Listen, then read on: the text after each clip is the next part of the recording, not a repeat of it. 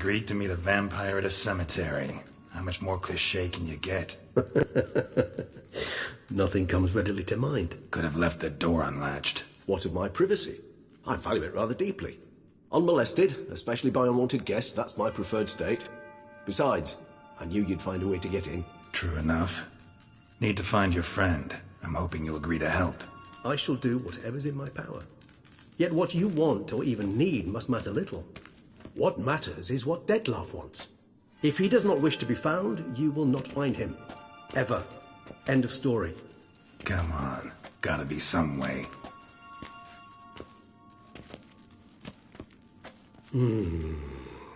Vampires can evade detection by the senses, and no divination magic works on us. Even the most precise megascope would be useless. And this? Could this help? Wherever did you get that? Off one of the beast's victims, found by a bend in the river. Body was chopped in pieces. 3 of those pieces were hands. Hand with the ring seemed the odd one out. Abruxa had taken an interest in it.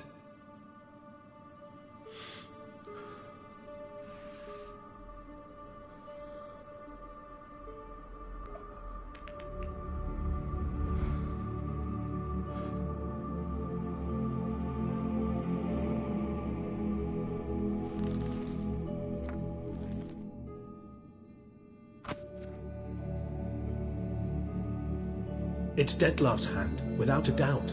It will do splendidly.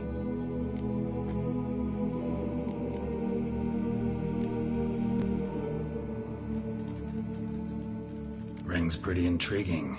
Made of no metal I've ever seen. And the ornamentation. It comes from our home, where we lived before the conjunction of spheres. It's actually mine.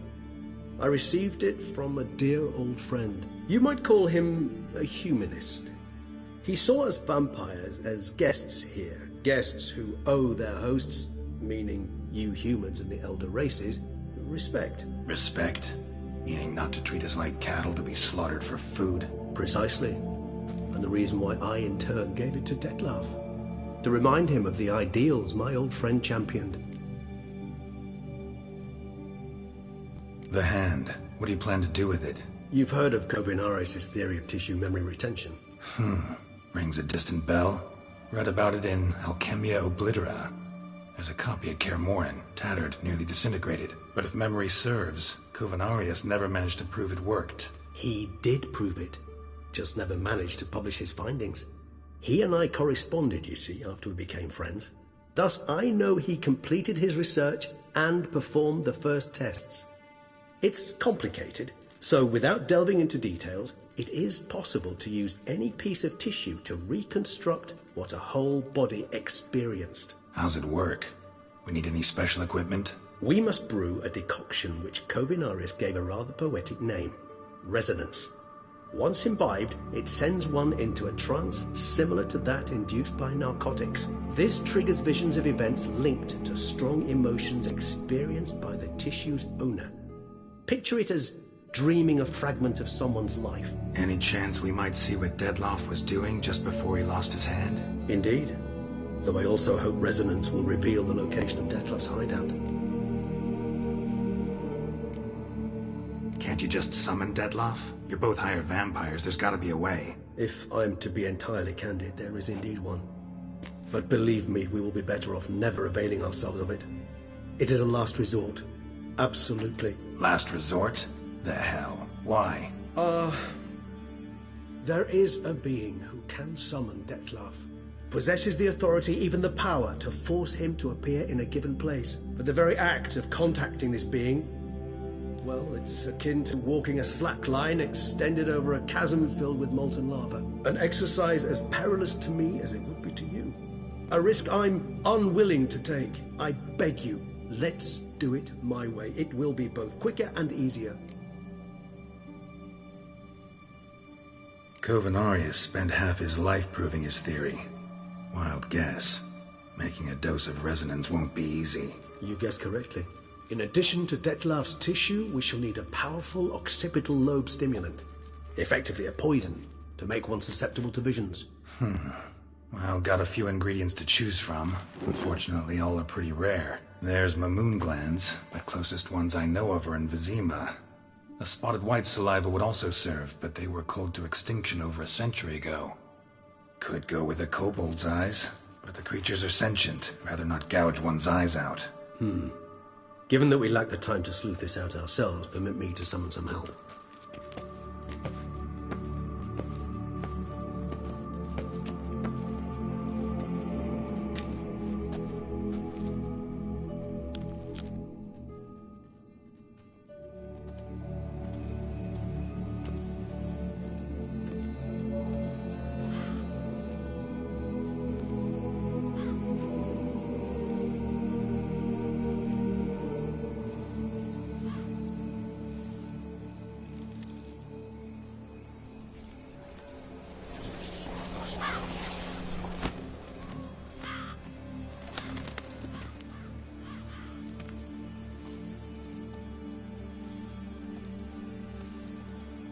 What was that? A raven? Rather a common sight at this latitude. Very intelligent fowl.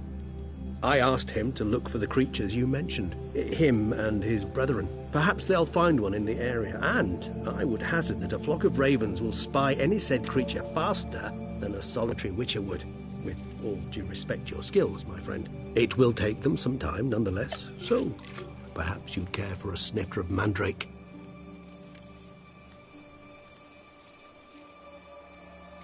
Rarely say no to a snifter. Sadly, this is but a weak infusion rather than a proper distillate. Even better. I remember your mandrake hooch. Made people say things they'd have rather kept to themselves. Now, what could Geralt of Rivia prefer to keep to himself?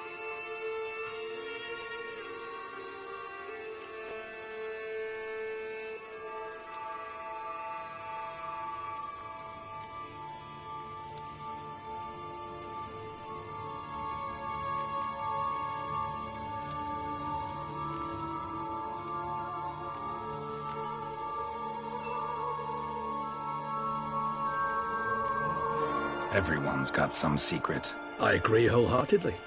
I also believe it wise at times to share one's secrets, unburden oneself to those one can trust. This your sophisticated way of asking me if I trust you? I prefer almost always to ask you directly. It seems a test of intelligence, one you just passed. Maybe you should go first. Reveal one of your secrets. After all, you vampires lead very interesting lives. Anything in particular interest you?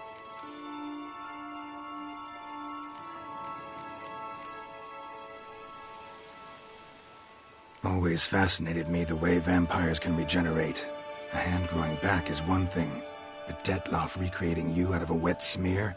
Something else entirely. A difficult and laborious process, but one that's possible, as my presence proves. But I've heard you too had quite the adventure. They say you lost your memory. For a bit, but Triss helped me get it back. Actually, pretty damn lucky I only had amnesia. Yes, you humans are rather buggered in those terms. To strip you of life is, well, it's just plain easy. I've always pitied you in that regard. We vampires are much harder nuts to crack. If a member of another race kills one of us, we can be reborn with a living higher vampire's help. However, if one of our own strikes the deadly blow, death is permanent. There can be no rebirth. One of the chief reasons why vampires long ago swore never to fight one another.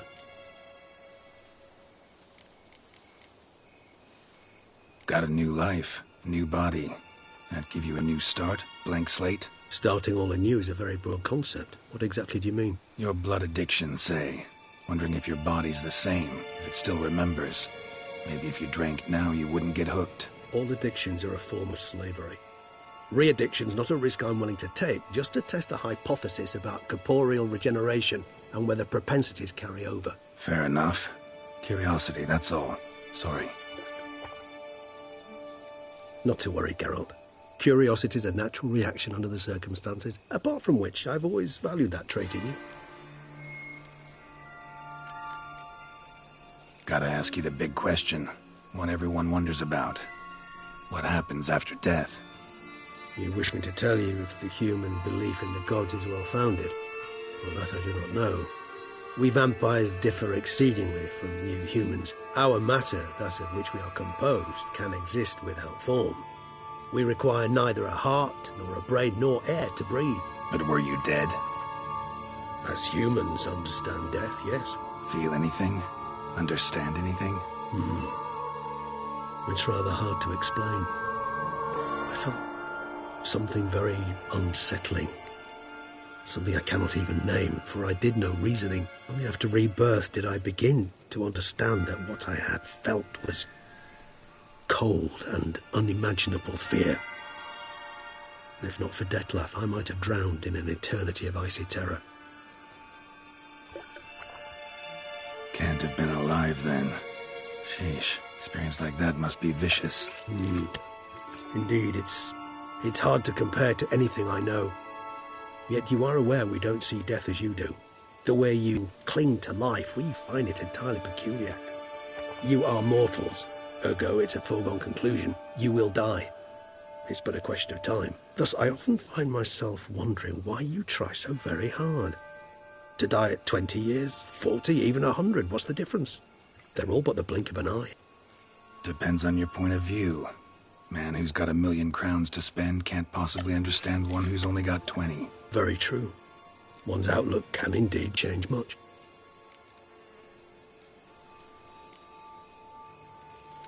All right, give you one question. What do you want to know? One question to ask one as fascinating as you, Geralt.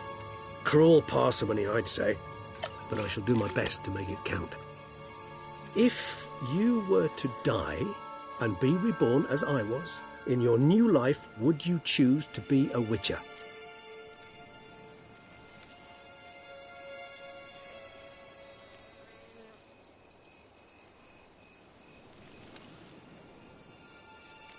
See, Regis.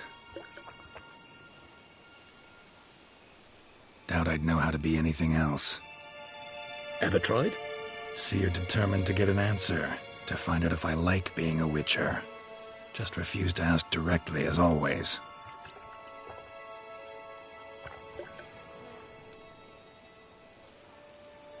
I like being on the path. I like picking up a lead, a trail. I like the tension right before a fight. And nothing gets my adrenaline flowing like battling a beast. Even gotten used to people treating me like a freak, an outcast. Yeah, not something I think about much, but I like being a witcher. Thank you for being honest. Honesty is an attribute of the truly brave, and thus a privilege of the very few. Still no sign of your winged friend. Sure it understood what you wanted? Dead certain. Let's wait a bit longer. It'll return soon, don't doubt that for a moment.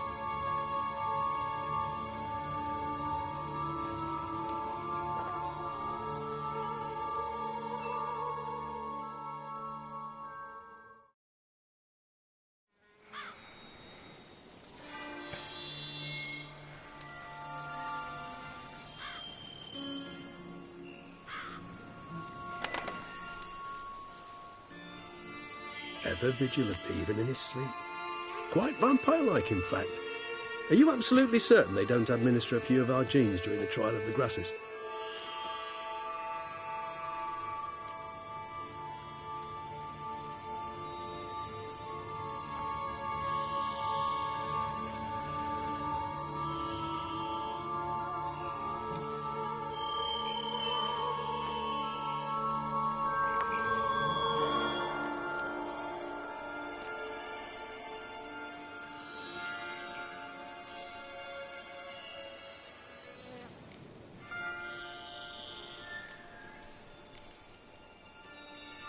Appreciate the compliment. Got something for me? You were right. No kobolds or mamoons for miles around. Knew it. Allow me to finish. You see, there's this spotted white. It haunts an abandoned residence in the Caraberta woods. Impossible. My brethren hunted down every last spotted white before I was born. Then it seems you must revise your knowledge of spotted whites. For somehow this one managed to survive your brethren's onslaught. It seems I know this home it haunts. Recall a tale about it. Locals believe the place cursed. Perhaps that's how the white survived entirely unmolested.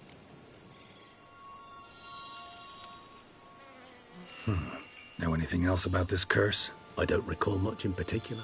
Really don't attach much importance to such things. It was mentioned to me as an anecdote, no more. Come on, search your memory. Something, anything could be important. I believe it had a relation to hunger, or, perhaps greed, rapacity. Someone was punished for something... Textbook definition of a curse, pretty much. Sorry, Geralt, I try not to clutter my mind with the details of every far-fetched tale I happen to hear. What are your thoughts? A specimen of a species thought long extinct, and a curse, in one place. That a coincidence, or are they related? Ah, professional curiosity. Personally, I've nothing against you delving into this dilemma, but please remember we need the whites' saliva. Nothing beyond that.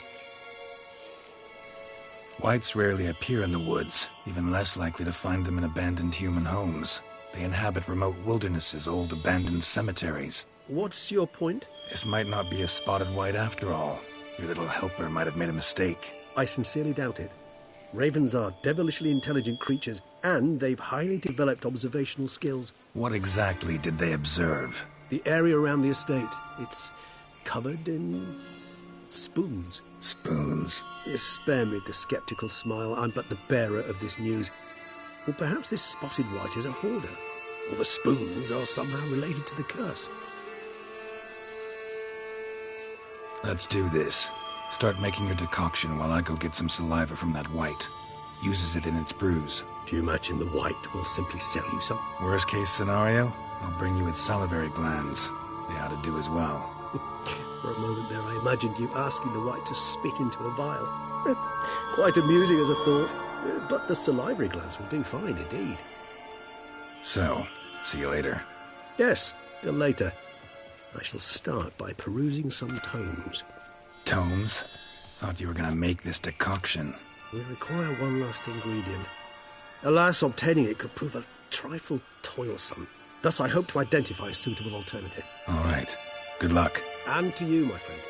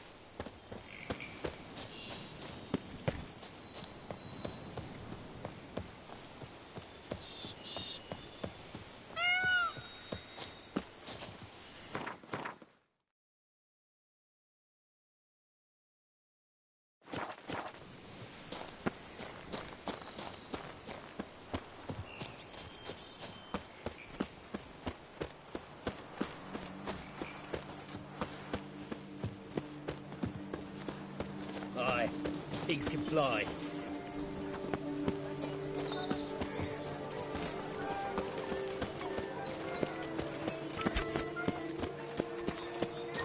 Here, kitty, kitty.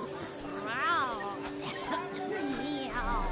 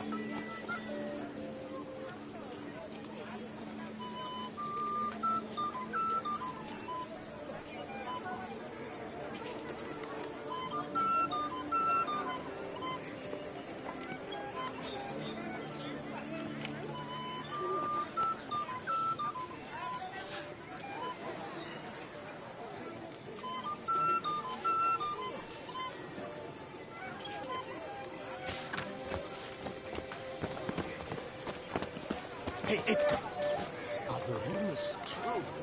Are there elfin ruins somewhere in the woods? I doubt it myself, but the wife, she went berry picking once. Came back to say she'd seen walls midst the trees. And did she not go back to Ravage? See if there was treasure to be had? No. I told her there might be treasure, there might not be. Monsters, though, there'd be for certain. Best not venture close.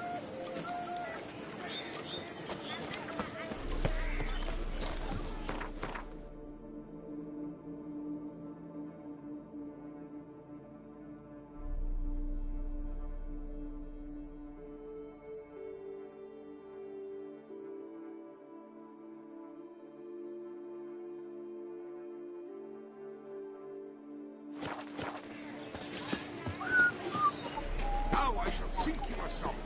1, 2, 1, 2, 3, 5, 6, 7, 8. You shan't find anything better in all Toussaint.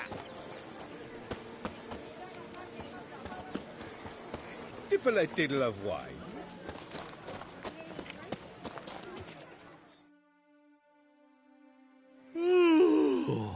Eh? What's that?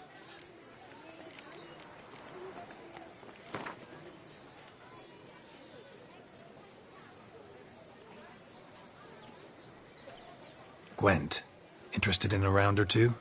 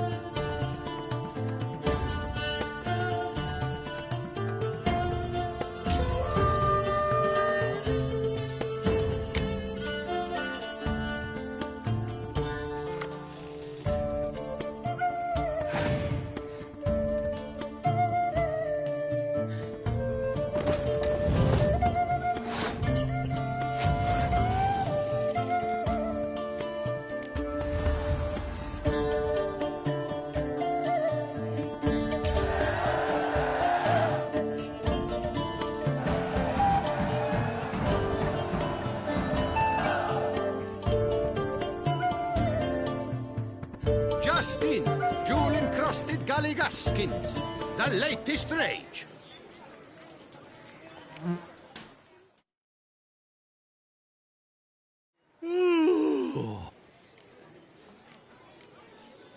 Mind showing me your wares?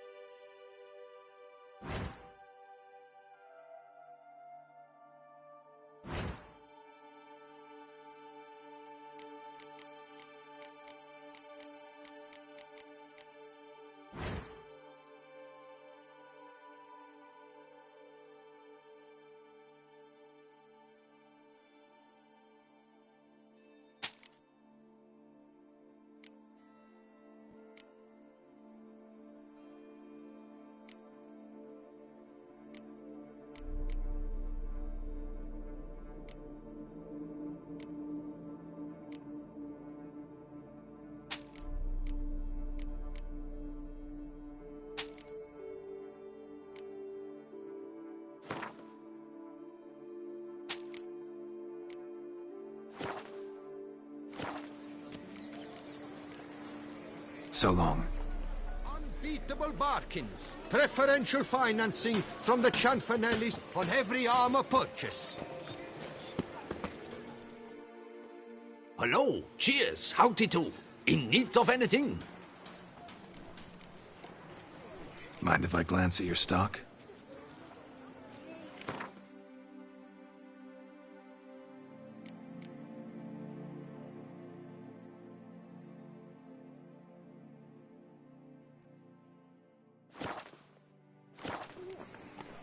See ya.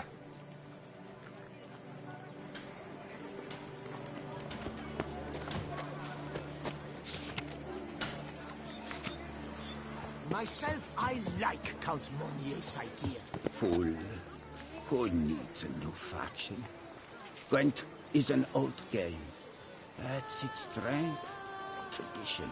Sooner or later, everything old dies. That is why the new must come. It makes no sense to fight it. Say you're right. Still, you think you'll convince the dwarves? They won't listen. They'll just crack your skull. I diddly hope. My regards.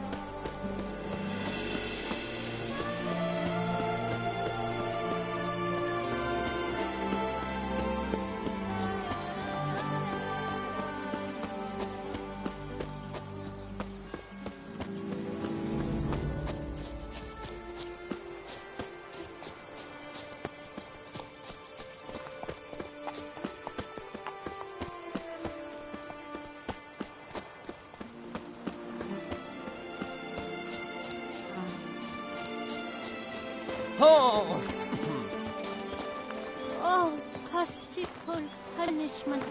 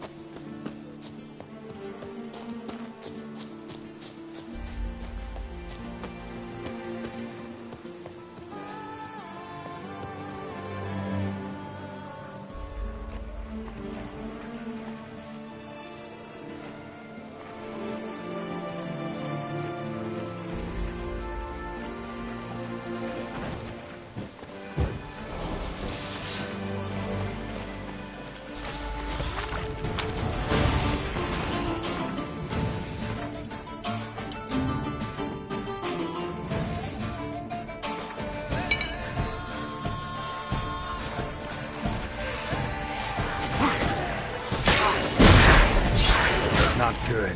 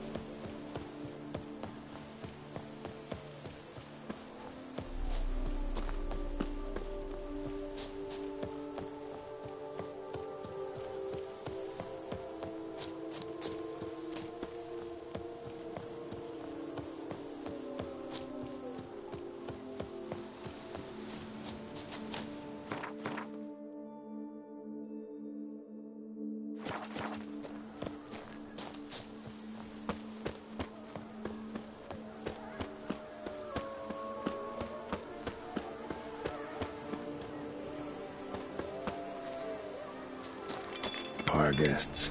Never a good omen.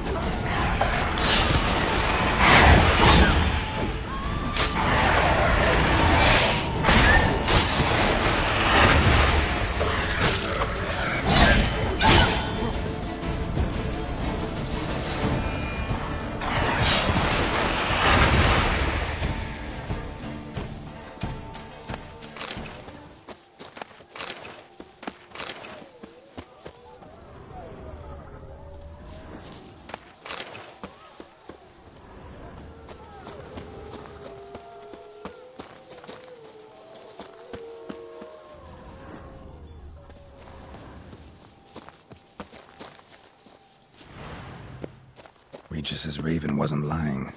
Spoons all over the place.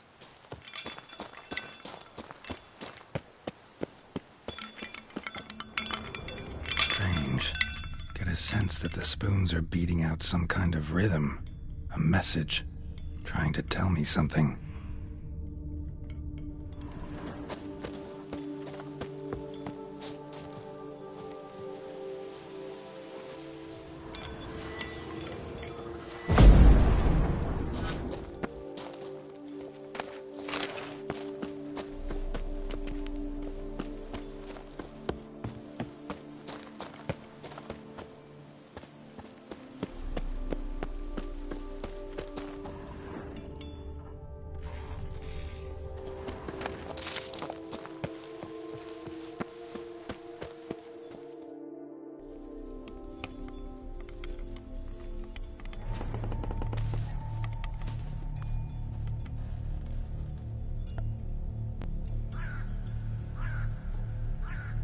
None shall sit and dine with you at your table.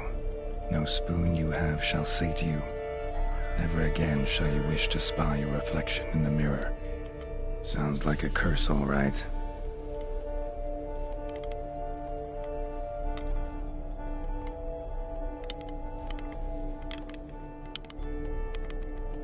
Somebody's clearly obsessed. Regis mentioned the place might be cursed. Can't be a coincidence. Need to look around.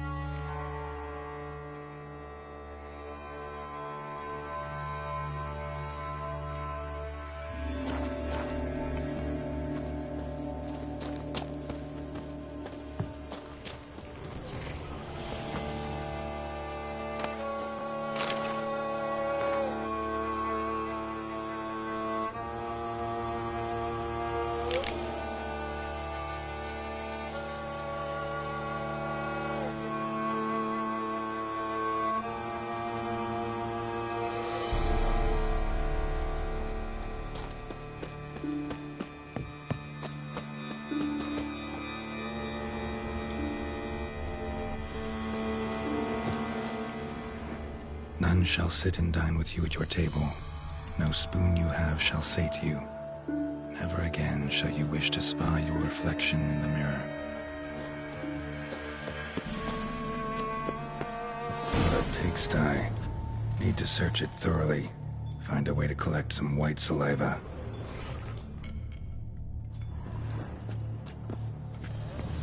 White's obsessed. A real collector. Thoroughbred.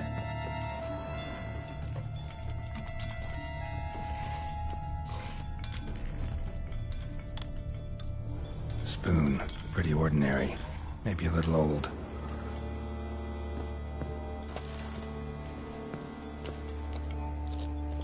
Spoon's incredible. The craftsmanship. Must have graced a rich man's table.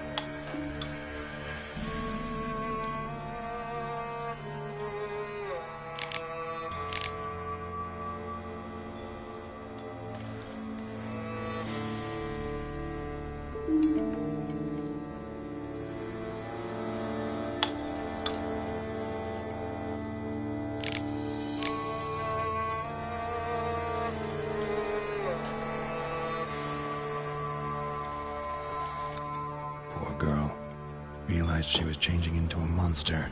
Recorded it in her diary. Poignant. No spoon you have shall sate you. Whatever lives here treated that literally.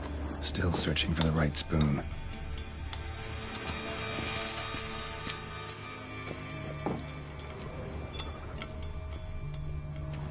Skeletons. Doubt they came here willingly. This have anything to do with the curse? None shall sit and dine with you at your table. It makes sense.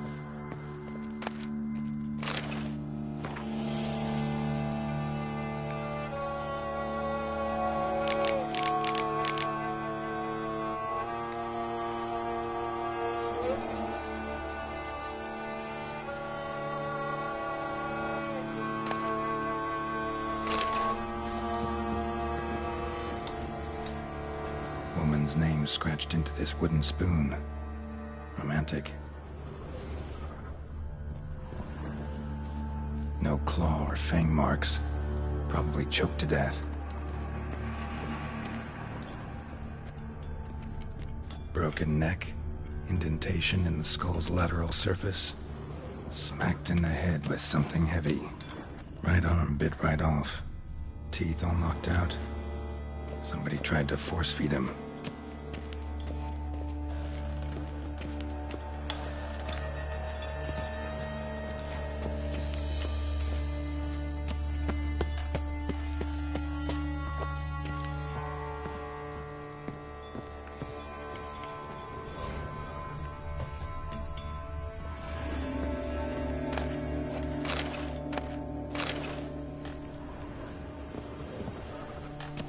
Smashed mirror, as if someone couldn't stand to look at themselves. The monster.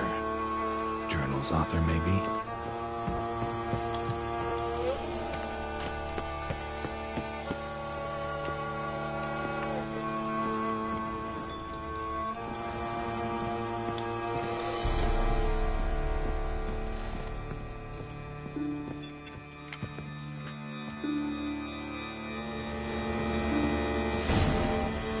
Does seem like a White's lair.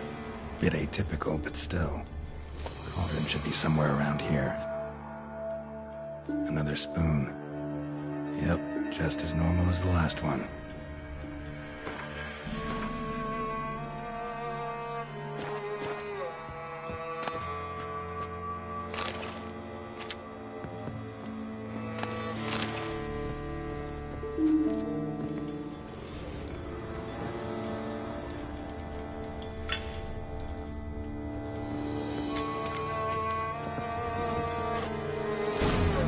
For. White's not particularly tidy. White's obsessed. A real collector. Thoroughbred.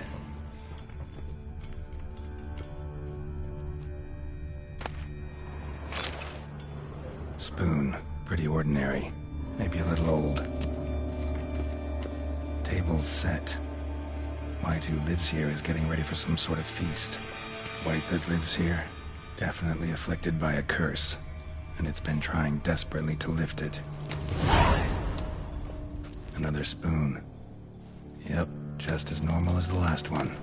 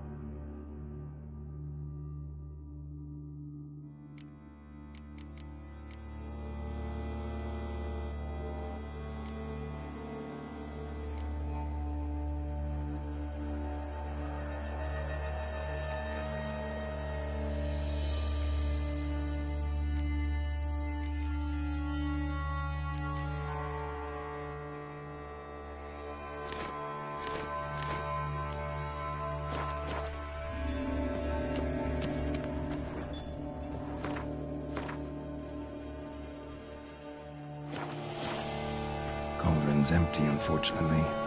We just need some brew. Afraid he won't get that. No choice but to hide and wait for the saliva glands and their bearer. Need a spot that'll let me observe the cauldron.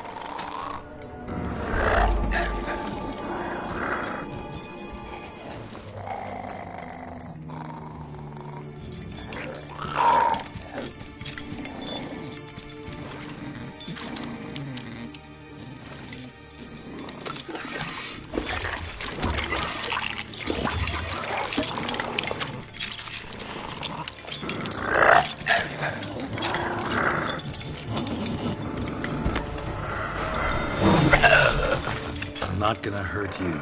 Wanna help? I've seen the words of the curse on the walls. Think I know how to lift it.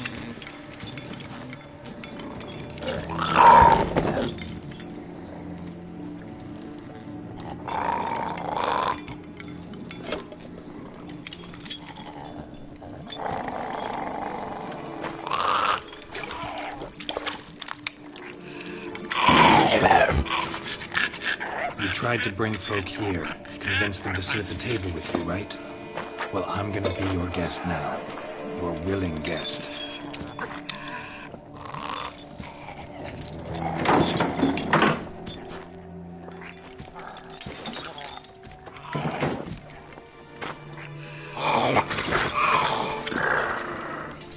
Just need a bit for Regis.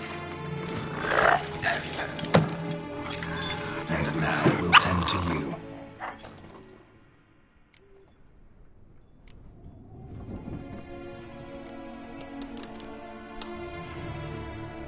Need to get this right.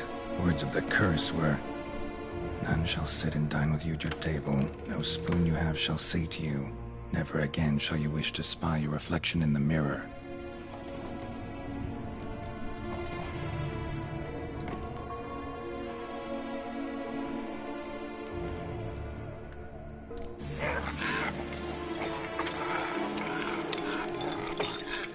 We can't use spoons. No, that won't work. You've been looking for a spoon that would feed you, but there's no such spoon. We need to eat without spoons.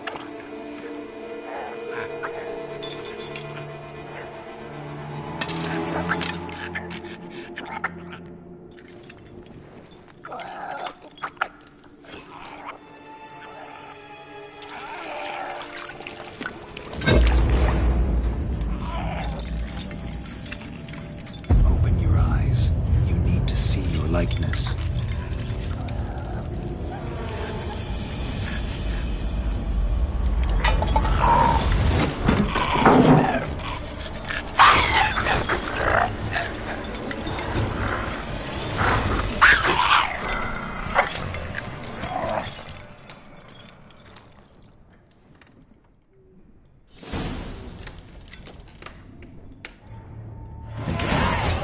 Just not quite like I expected. Need to see what happened to the white.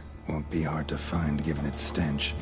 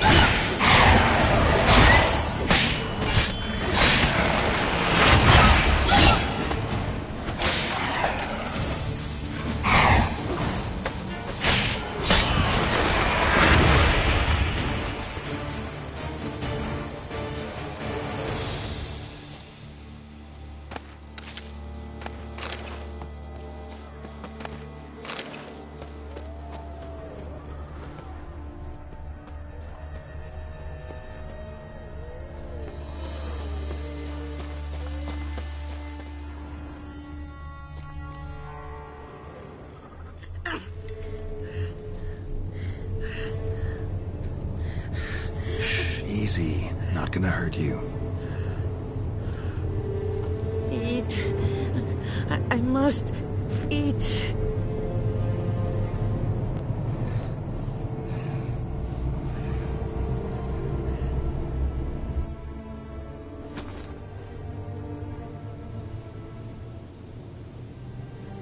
I'll take you someplace safe.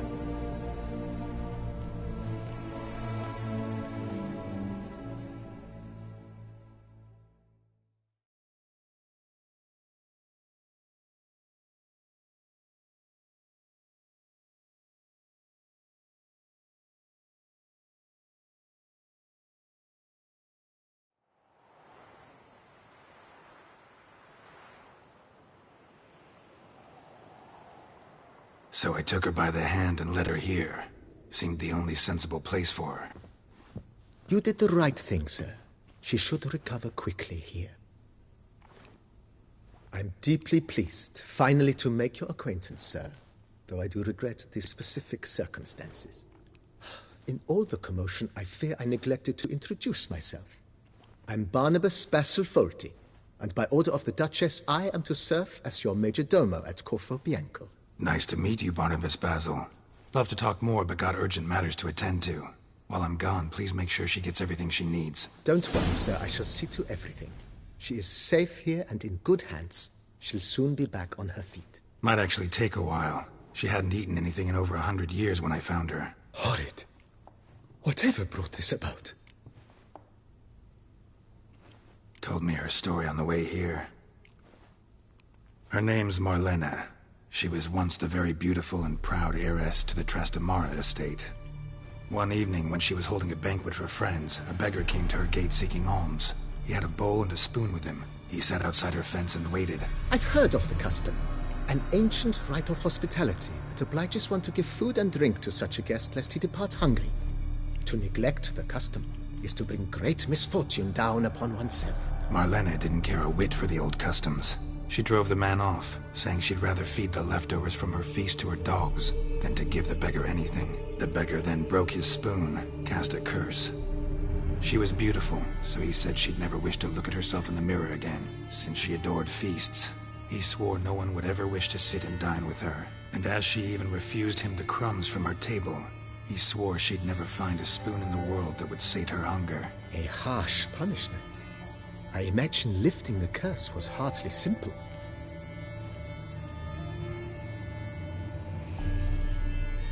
Curses are tricky.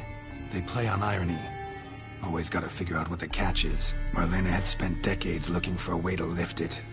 Transformed into a wight, she stole spoons and lured folk into her home, trying each time to get them to dine with her. Didn't work. So what did? Someone had to sit down and share a meal with her, of their own free will. They had to eat without using spoons, and make her look at her reflection. That's it? That was all it required? Simplest solutions are sometimes the last that come to mind. Besides, when you're a wight, it's pretty damn hard to find willing human company for a feast. I imagine so. But, most importantly, it is now over. Please, don't worry. She will be in good hands here. Vineyard comes across as a place with a rich history. Know who owned it before me? Baron Rossel, who went bankrupt, forcing him to sell the estate to the Duchess. The Baron, in turn, had purchased it from Monsieur Bolius of the Headsman, a truly colorful man of Kedweni origin. He was actually a headsman? No, not him, but his great-great-great-great-grandfather. Indeed. Apparently, he was a common cutpurse who somehow secured for himself the post of ducal headsman in Beauclair. Went about his work with an exceptional penchant. They say he chopped off more heads than there are grapevines in the ducal vineyards. He never hesitated, not once. Never sliced unevenly, never botched a job. For his exemplary service, the Duke granted him a title and this estate. Monsieur Bolius, on the other hand, was an engineer in his younger years. Once retired, he settled here and took to producing wine. Sadly, misfortune struck and he lost his sense first of smell, then of taste. Additionally, he could not drink alcohol. His medic forbade it. Shame that. He gave up making wine? Not at all. He made even more of it. Began throwing wild balls to which he'd invite friends from far and wide in order to treat them to his wine and delight in the fact that at least someone could enjoy it. It's the sort of man he was, Monsieur Bolius.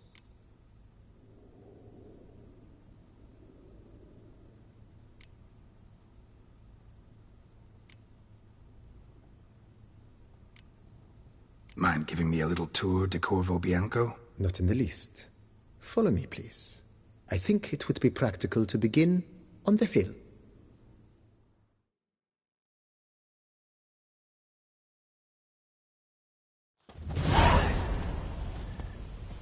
Behold, sir, your estate in all its splendor. Pretty vast. Indeed. And now, sir, allow me to show you a handful of interesting details. Follow me, please. Been a major domo all your life? Yes, I come from a long line of major domos. My father was a major domo, as was my grandfather before him, as was my great-aunt. In fact, she was the one to start the tradition. Great-aunt? A hard woman. It is said that already as a child, she knew where she was going and went there. When she arrived in Beauclair, she signed on as a chambermaid at one of the vineyards, then slowly worked her way up to major domo. She dragged the rest of the family up the same path.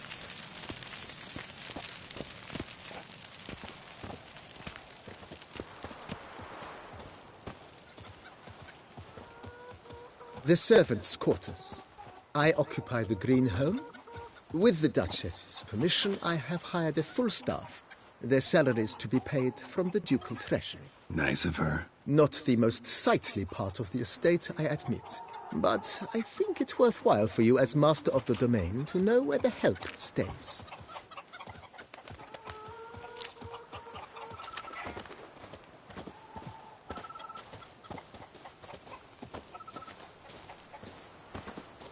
Baron Rossel ordered the vines in this part of the estate uprooted and olive groves planted in their place. They look beautiful, especially come spring. Don't look at all bad now, either.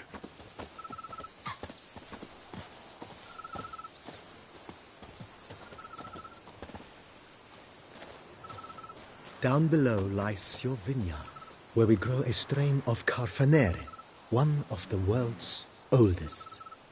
Aged in oak barrels, it provides for an exquisite wine with distinct blackberry, wild cherry, plum, and cinnamon notes. Marvelous. Have to try it one of these days.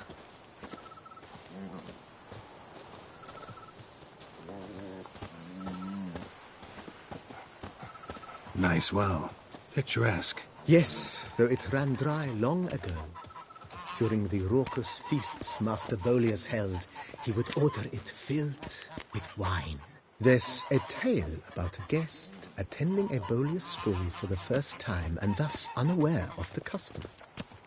He had suffered great heartbreak and had decided to end his life by jumping into the well. The festivities were coming to a close, and the well was nearly empty when the suicidal guest finally jumped. Instead of killing himself, he merely broke his legs. To numb the pain, he drank the wine. Drank himself to death? Not at all. When found the next day, he had concluded he'd witnessed twin miracles. The water had been changed into wine, and he had survived. He retired to a monastery in the Dragon Mountains and began preaching the wisdoms of Lebioda.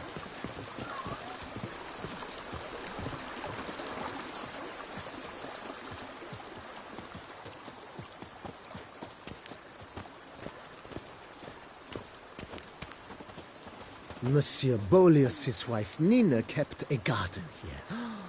A supremely lovely place it was. Bit neglected now. I agree. Yet nothing stands in the way of restoring it to its former glory, and once again planting it with herbs and other vegetation.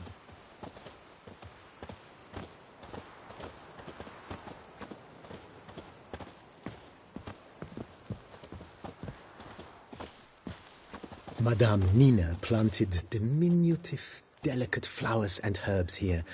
One might say their aroma still hangs in the air. You're quite the romantic, Barnabas Basil.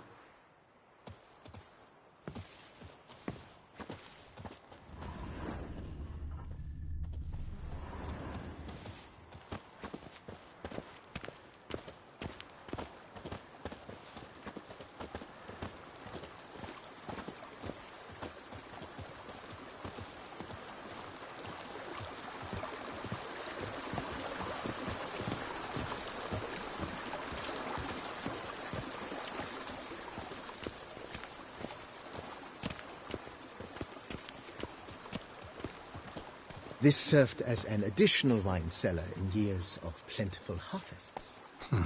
Bit of work and it'll make a fine stable for Roach.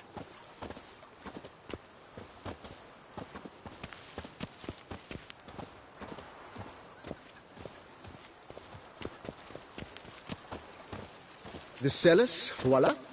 During Monsieur Bolis's time, wine was kept here, but Baron Rossel used it to store olive oil as well. I took the liberty of cleaning up the mess, which I made while fighting the Bruxa. Thanks, Barnabas Basil. Appreciate it.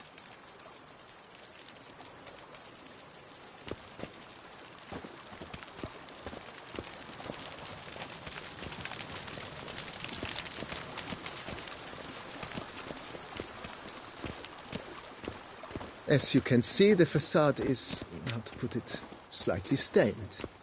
But one cannot deny it, a certain subtle southern charm. True, though it could use a bit of subtle paint.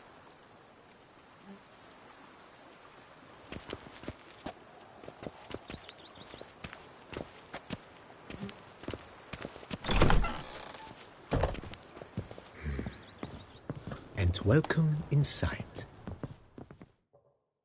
On the left is the master bedroom.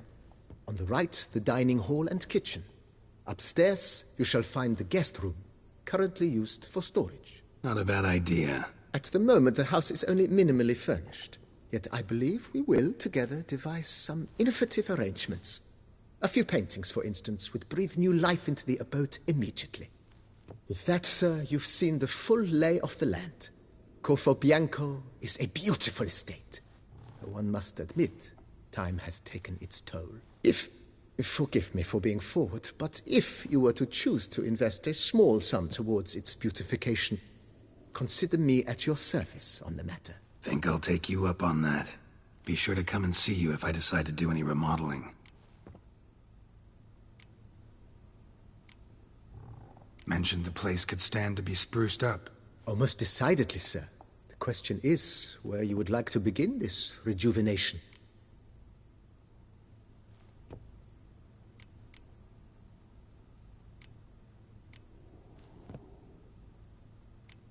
Been thinking about the outer walls. Maybe a fresh coat of paint or some patching. If I might dare to make a suggestion, why not start with a general renovation?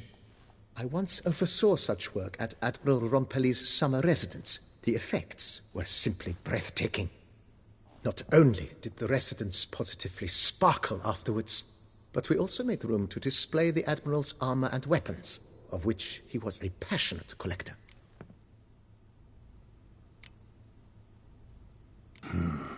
Need to think it over some. I understand, of course. As the venerable Lady Eve Knibley would so quaintly put it, the rash oft contract rashes. Got these spacious grounds. But maybe it's time to make them more... useful. Oh, yes. We certainly should. The way I see things, given your trade, sir, you would be wise to put in a grindstone and an armorer's table. A good way to start things off, don't you think?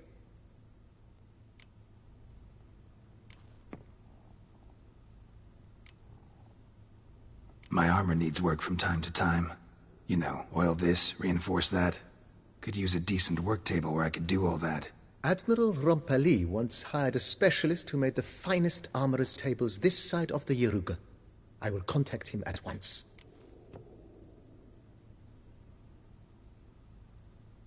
Good. Order me up a table like that. Immediately, sir. I expect it will take at most 1 day to arrive. Will you be needing anything else, sir? In my trade, my blades get dull pretty quick. Could use a grindstone, professional grade. Of course. No one would consider that an unnecessary extravagance, I would wager. Then send out for one, please. A high-quality stone to be set up in the yard. Of course. I shall send a runner to town at once. I believe you shall be grinding to your heart's content by tomorrow. Will you be needing anything else, sir?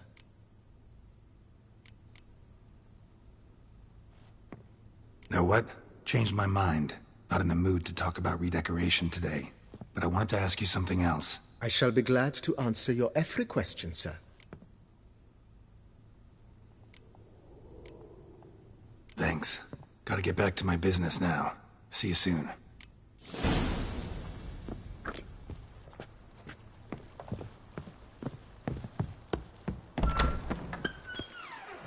Every day the same. Wine and not like slugging.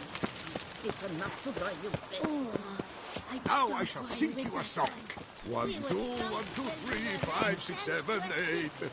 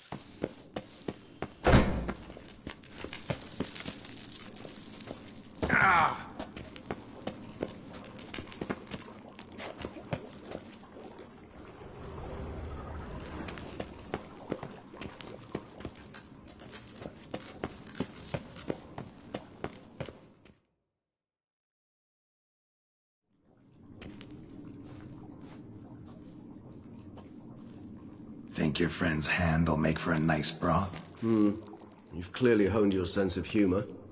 But we are not cannibals, Geralt. I took a fragment of tissue from their hand. It will suffice to prepare some resonance. What did you do with the rest?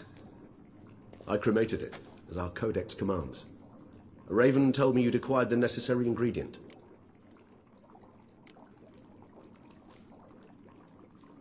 Pretty helpful creatures. Call on them often? I try not to overdo it. But they can be so useful. As they were now, when I merely needed to be sure I could arrive in time should things go sour. Managed fine alone, but thanks for the thought. Gonna need much longer to finish brewing resonance? Mentioned a last ingredient, too. What about that? That, I fear, might prove troublesome. You see, to use the concoction to summon the memories of one, the solution must contain the blood of another specimen of the same species. Shouldn't be a problem. I happen to know a higher vampire who should be willing to help. Right, Regis? It's not that simple, I'm afraid. While you were away, I tried my damnedest to identify a replacement, but, alas, none such exists. Not sure I understand what the problem is. Can't we just draw some of your blood? The blood must be in an agitated state. As I'm certain you know, higher vampires can change their corporeal shell. As our flesh changes, so does our blood's chemical composition. To make a long story short, I shall need to induce in myself a state of strong psychokinetic arousal. In brief, madness, rabidity. And that stands to be very, very dangerous. Dangerous? Why? I mean, you'll still be you, right? True. But I should be highly agitated, in a state of fury. You know better than I that fury cannot be controlled. If you've ever seen an enraged vampire, you know very well that all who find themselves nearby will be in grave danger. How will we handle that? I'd rather not have you lunge at me, claws extended. That makes two of us. But worry not. I've thought it through very thoroughly. Details to follow soon. All right. So what do you want to do? We shall visit Teshem Mutna, an ancient vampire estate. There we will find cages suspended in the air. I will enter one, be confined. You will lure beasts there. Beasts you will then kill. The bloodletting should prove profuse. Abundant enough so that the blood scent will drive me mad. Wild. Teshem Mutna. What's it like? It is a place of torment. A torture chamber. Long ago, shortly after we'd arrived in this world, one among us named Kagmar developed such a taste and lust for human blood that in one night he could imbibe an entire village. This brought trouble on the entire species. Common folk wearied quickly of living in constant fear. They began to hunt us, seek the aid of mages and witches in tracking us down. So what? Not like they could ever hope to kill you. But they were bothersome. Forgive the comparison, but when did you last enjoy mosquitoes buzzing around your head? In any case, the other vampires decided something had to be done. Kagmar had to be caught and punished. A torture chamber was thus outfitted in the dungeons of Teshem Mutna. Inside it, a cage made entirely of a special alloy of silver, dalvinite, and meteorite steel. Kagmar was captured and locked in the cage.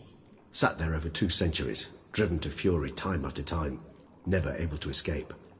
Thus I know the cage will withstand the fury to which we shall drive my humble being. See no reason to dawdle. Teshem Mutna. Take me there. In a moment. Just one last thing.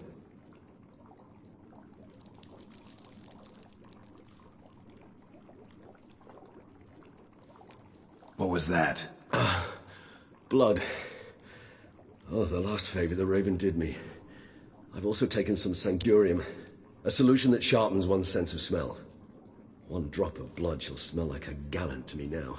You crazy? You're a recovering addict. Your outrage warms my heart, Geralt. But you must remain calm. I have no choice.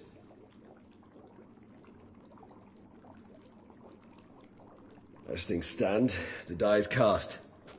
High time we set off for Teshem Mutna. My head's spinning already, and you're starting to smell quite tasty. And you're starting to scare me.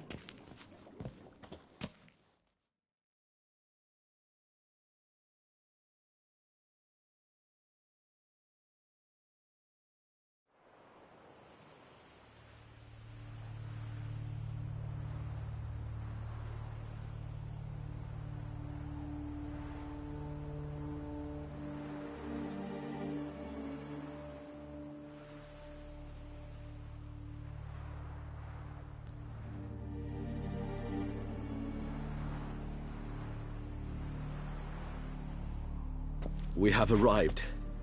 The sacrificial chamber of torture and torment lies underground.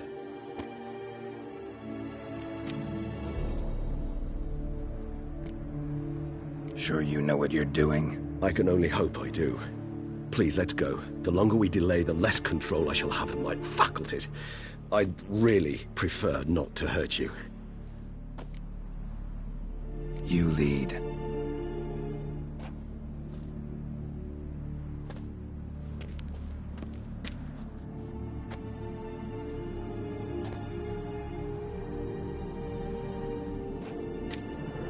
Scurvers. Must be getting close to their feeding ground. Correct. I told you there'd be danger.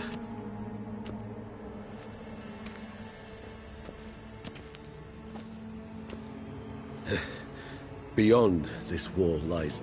an ancient vampire dungeon. Seen a lot of things in my time. Nothing quite like this, though. I feel honored. A man with such a wealth of experience, yet I'm about to show him something new. Now, to open it.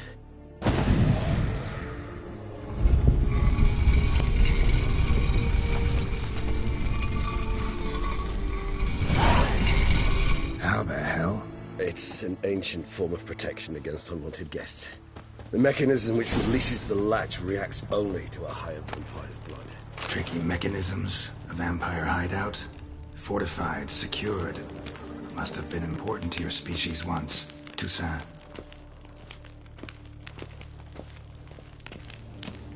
It shall always be so. During the conjunction, the gate from our world into this one opened upon this land unknown other. This was the first place we saw.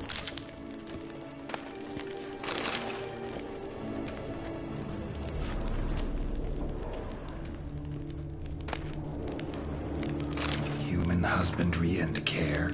This for real? The author observed humans, their behavior, over the many years he spent breeding them. Honest suspect that it may be, it's a thorough survey of the topic.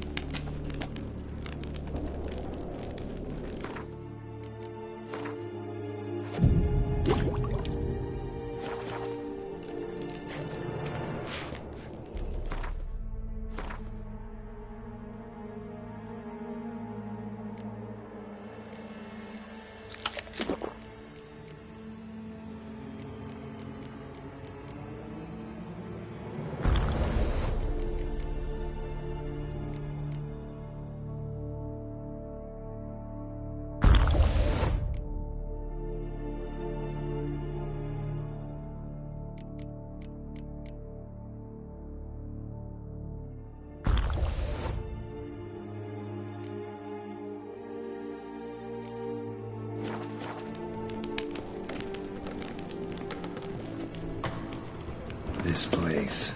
There's evil here. Death hangs in the air. Yes. Great many beings have breathed their last here.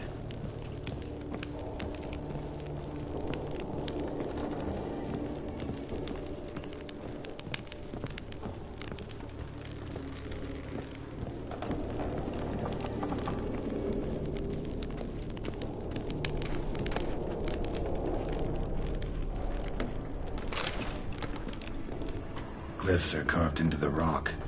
Coated with blood used to be. They mean something? They're emblems, symbols of, well, what you would call tribes, dispersed throughout the world after the conjunction. My ancestors placed them here to remind us all where we came from. Seems your kind assembled a peculiar little library. Indeed, though I personally did not lay a hand to it.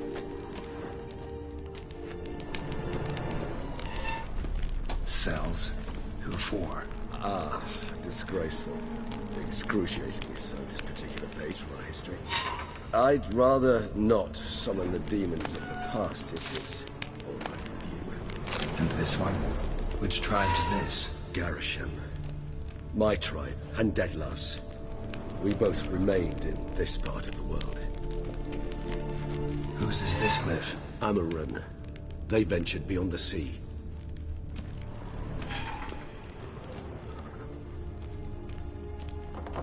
What's this symbol mean? It's the symbol of the Tedet. Those who went east beyond the Blue Mountains.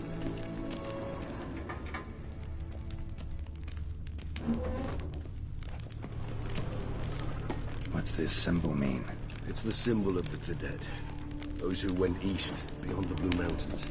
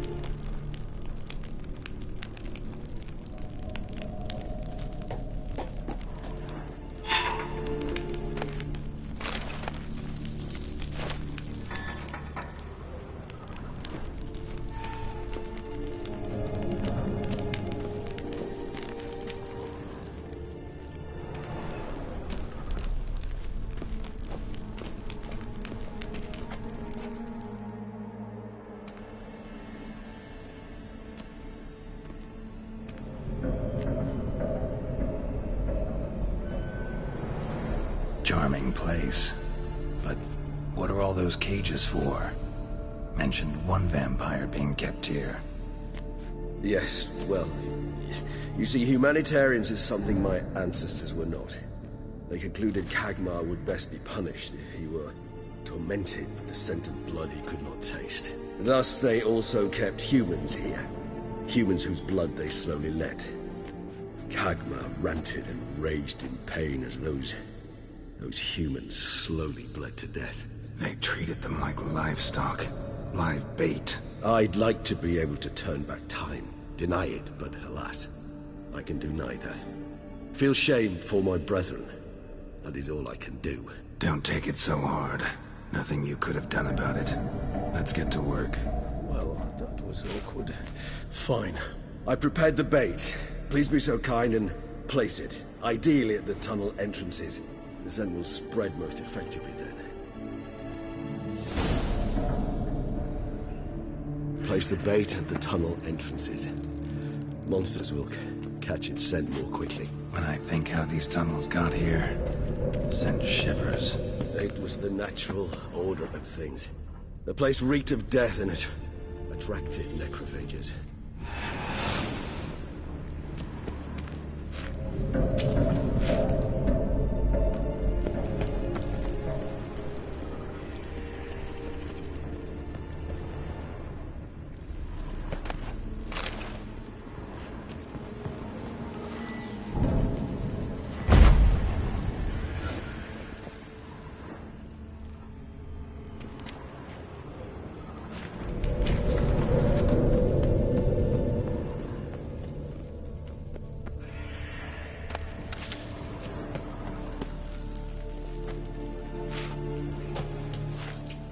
done.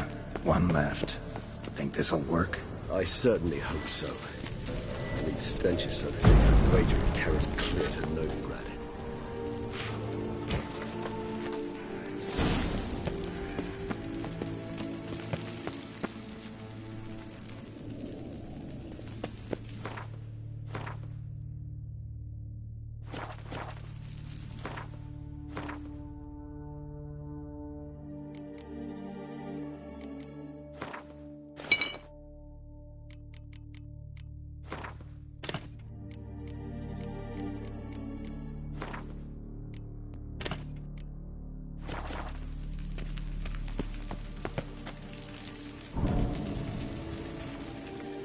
Bait set. What now? I shall enter the cage. You must chain me inside. The bars are made of an alloy that will prevent me from transforming into mist.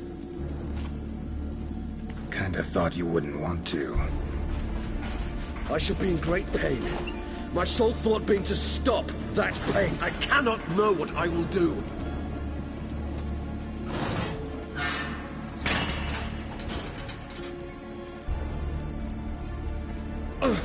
We must hurry. The beasts have caught the scent, so my head started spinning. That the blood? Someone who's never experienced a vampire's bloodlust does not know the true meaning of thirst.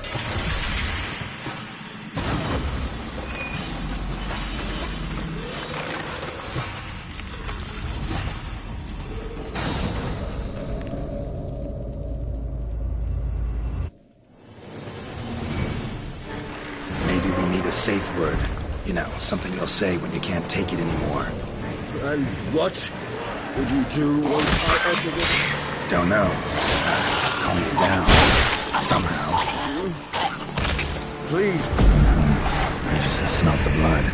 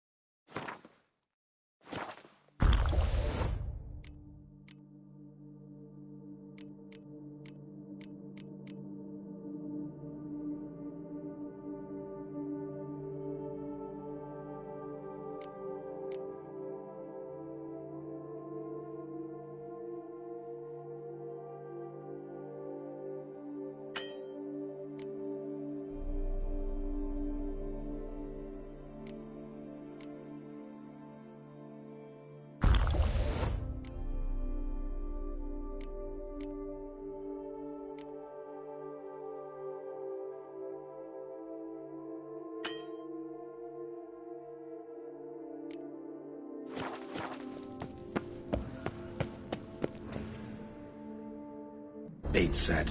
What now? Maybe we need a safe word. You know, something you'll say when you can't take it anymore. And what did you do once I uttered it? Don't know. Calm it down. Somehow. You just smell the blood.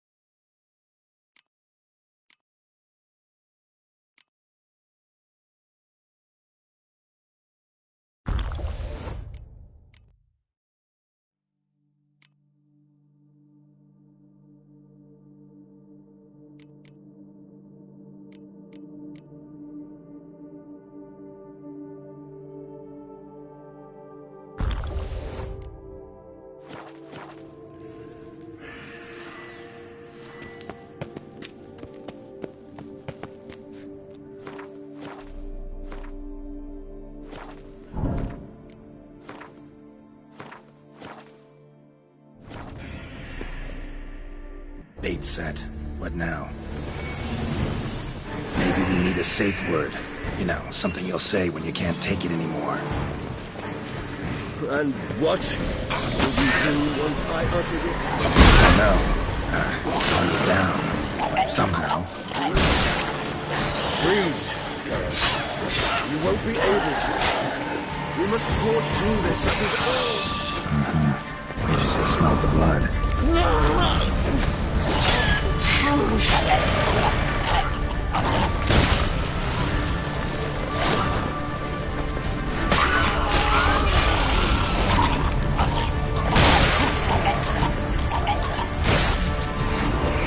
Hanging in there?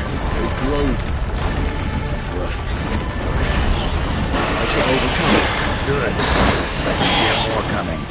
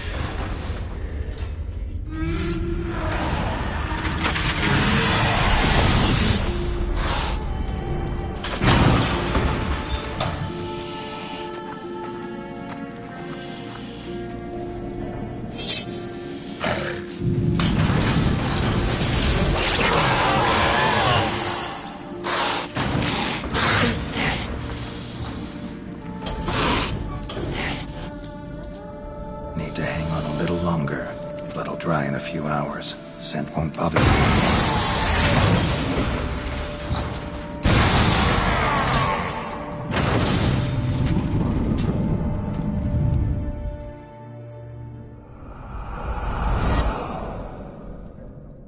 Get you out of here.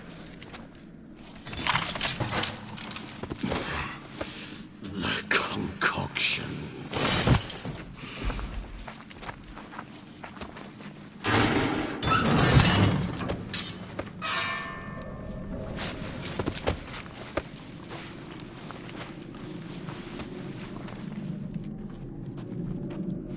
You can't finish it in this state. Tell me how. I'll help you.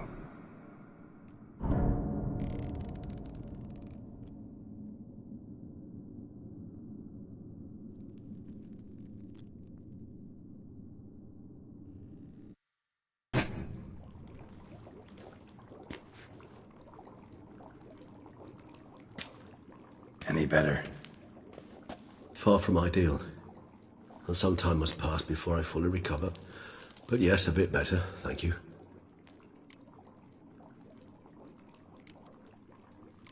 Never expected it to be like that.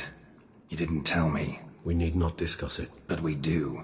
Because if I'd known you were going to subject yourself to torture... What would you have done? Found Dettlaff some other way. I did not wish you to use any other way. Did that occur to you? No, because I thought no being would ever willingly subject itself to that kind of pain. You vampires aren't any different from us in that regard.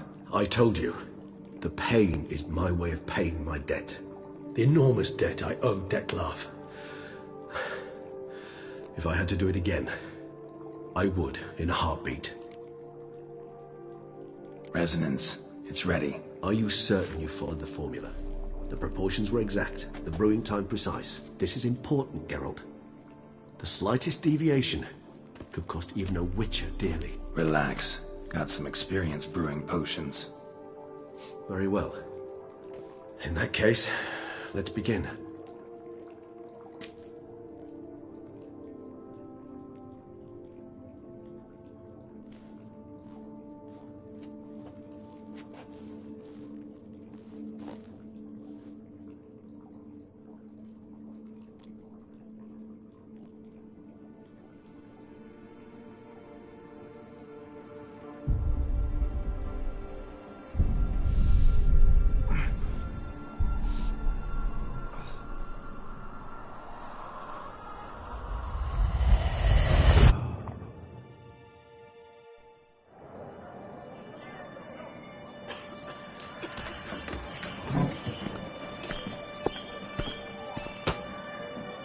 Excuse me.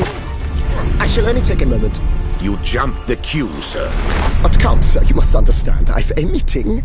The Count... Sir, you were next. Please, take a seat. This gentleman was here first. Step down or you shall regret it. Ah, fails to realize he was your friend, Count.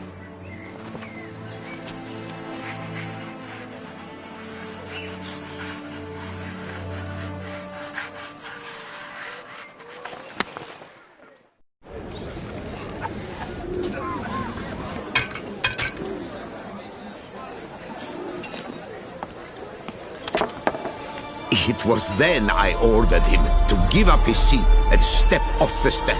If only you'd seen his face. We got him good, didn't we, Dettlaff?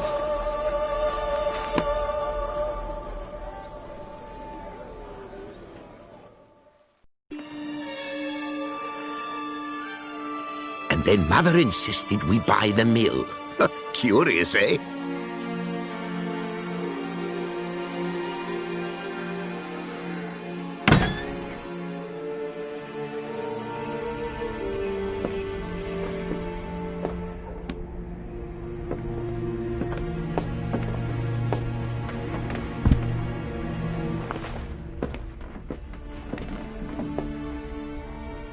But at least I've a yarn to spin for friends and associates. Forgive me. What?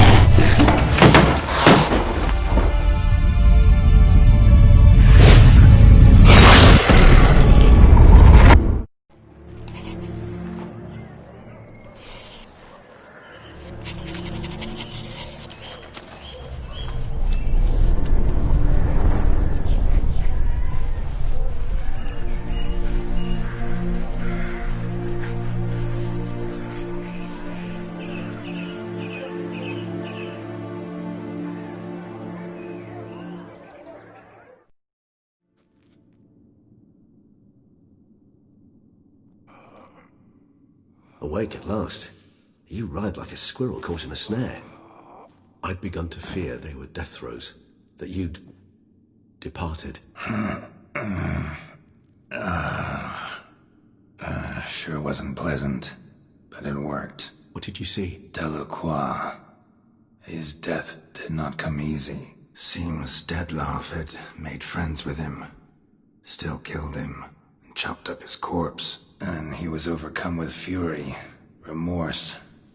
Cut off the hand that had committed the murder. Interesting. And entirely unlike the Dettlaff I know. See anything else?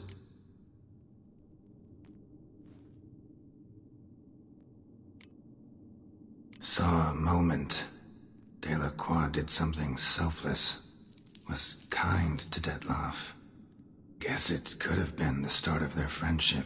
Why the uncertainty? Nothing extraordinary about it. Normal, everyday situation, really.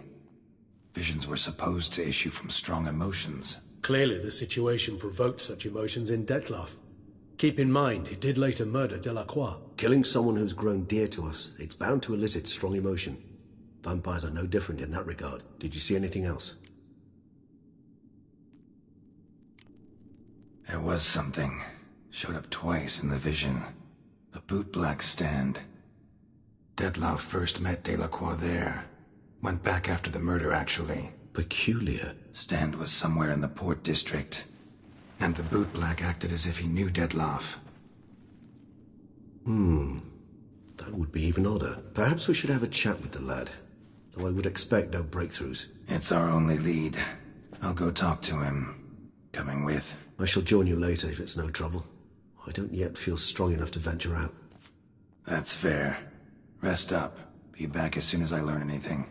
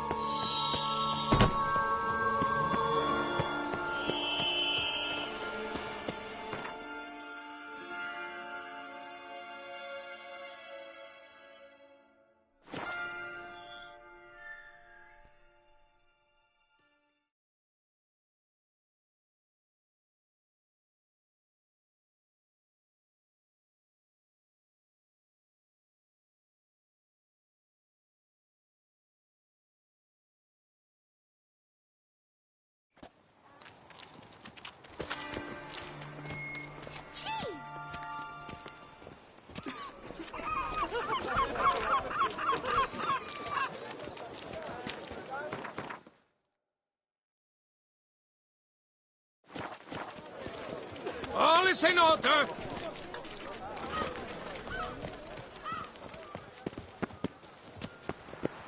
Caught you, you little fart! Whatever's the...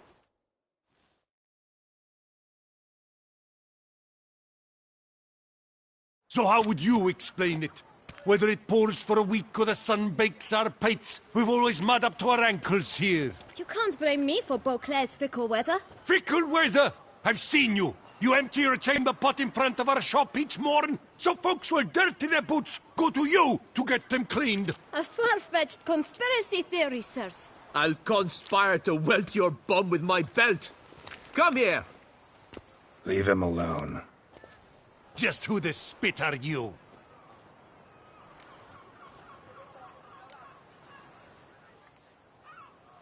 A witcher, and I'd advise you to go back where you came from. I thought witches defend men from monsters, not cheats from justice. Need to talk to the boy. You can chat to him all you like, after we tan his hide. So stand down. Not gonna happen. Won't it? Well, then we'll thrash you as well, which is all the same to me.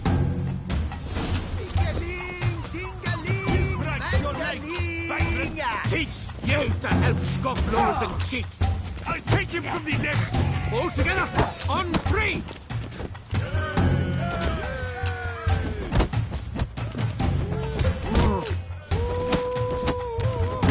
Prepare to be thoroughly flabbergasted.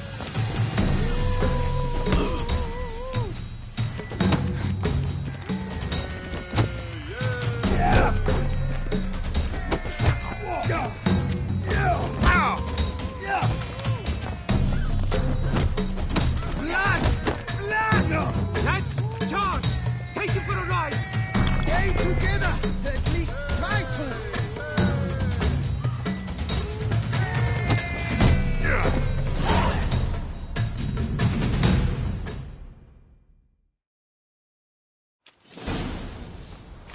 What's the meaning of... I'm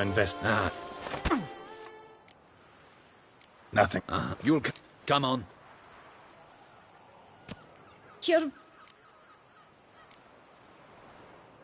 Yeah. And Bit about... I've so... Let me... Yeah. And Bit about... I've got to make a live, so... What's that? Let me think about it. This... But... And... So... One of you... Let... What? I Oh. Ah! Just one problem. Don't... I shall...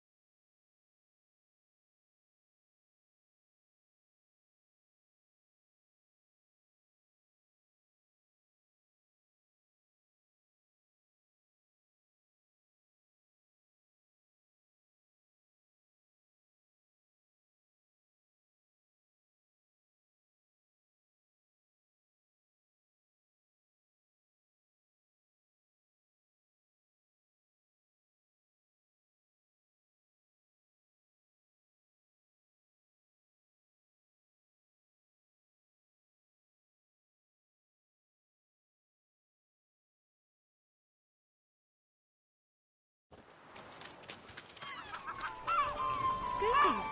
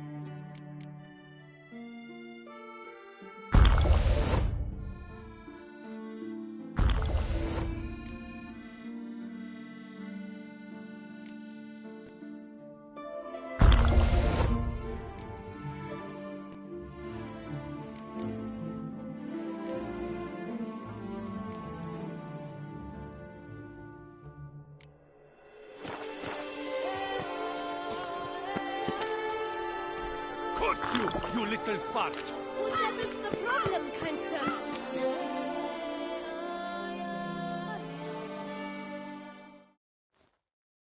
So how would you explain it?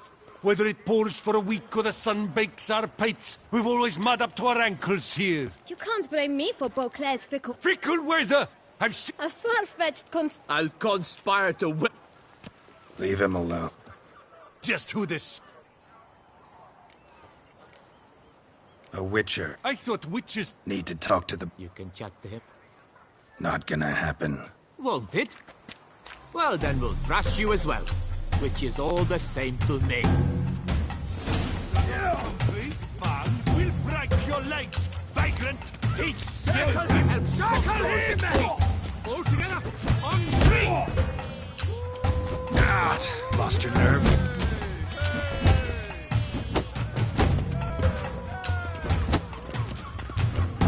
You reek like Lepiota Santos! Shit.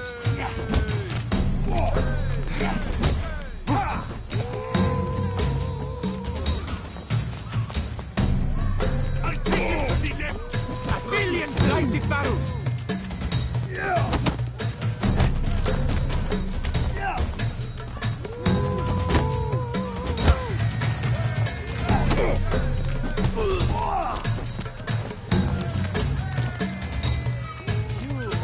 Like Lepiota Santos.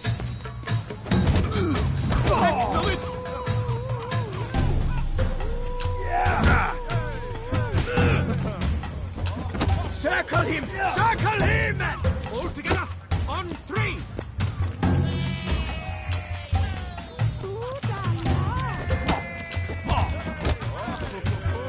Time to end this.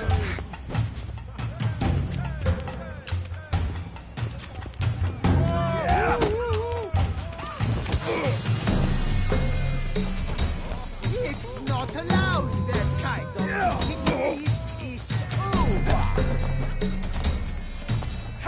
Lads, charge! Take him for a ride! Stay together, at least try to.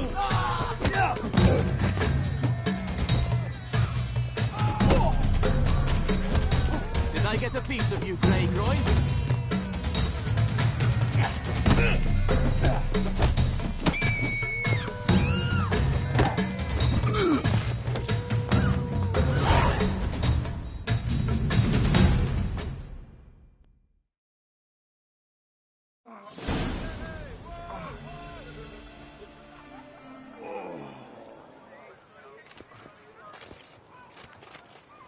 What's the meaning of this? The brawl? Who started it?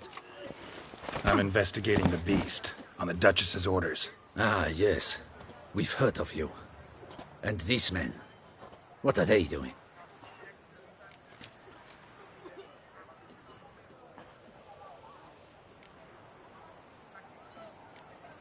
Nothing really. Had a little misunderstanding. Figured it out, though. Uh-huh, I see. As the Duchess's protege, you may go. But this lot, that's another matter. You'll come with us. Some time in a cell ought to scare the dimwits out of you. Come on.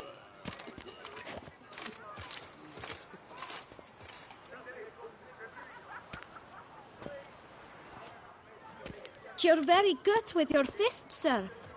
Wouldn't be looking for work, would you? We'd make a fine duo. Yeah? How you imagine that working? Splendidly. That's how. I suggest a partnership, where I see to the boots while you stand guard. And as you're the stronger, come morn you take the chamber pot out and help me make mud. Bit about the mud's true? They were right to want to box your ears. I've got to make a living somehow, so what say you, sir? Partners? Let me think about it. Listen, I'm interested in a certain gentleman. Oh, wait! Before we get to talking, please, take a seat. But my boots are clean. In this city, no boots are clean unless they just come off my stamp. A seat, sir, please.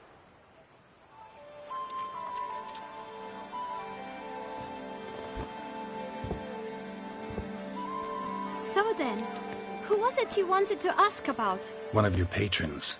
Tall, elegant black frock. Not from around here. An arrival? Indeed. I hear a faint bell ringing. A modest sum might make it sing out loud and clear. How much? Let's say 500 crowns. What? Gotta be kidding me. What would you even do with that kind of coin? Expand my venture. I'm sure you can imagine. Have a proper stand with a big sign. I want a new box too. New polishes, new brushes. And if I've enough coin left, I'll buy a share in a launderer's. Get wastewater for free. Got it all planned out. I should think so. Capital is all I require. No way. Not about to contribute to your shady venture. You'll tell me what you know, for free. Yes, sir. Of course, sir. As you wish, sir. I know the fellow you seek, though I don't know his name. A steady patron. Gets his boots cleaned every few days. He's very good to me. Always pays me a premium. Know where I might find him? No, but you could wait here. Perhaps he'll stop by. Don't have the time for that.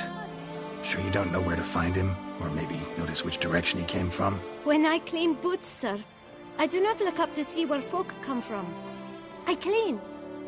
It seems you're having a rough go of it. Oh, you're here. Feeling better? I am, thank you. The local necropolis, the air does wonders for me. Now, if I might intercede, I dare say I've the right question to ask. Young man, you see this vial?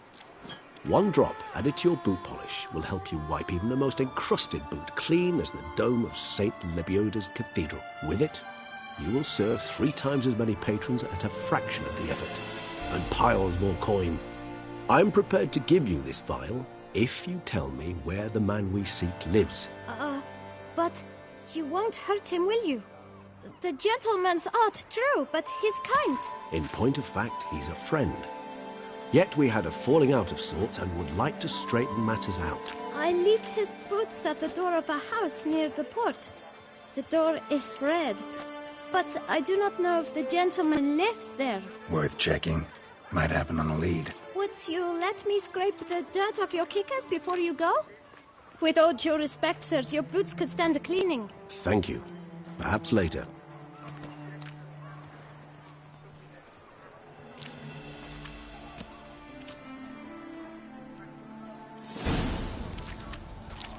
Handled that kid pretty well.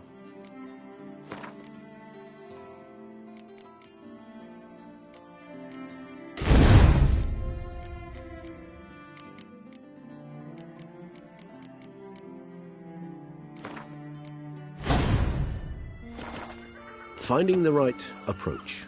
That's the trick to dealing with children. Yeah, saw that. Meaning, the right thing to bribe them with.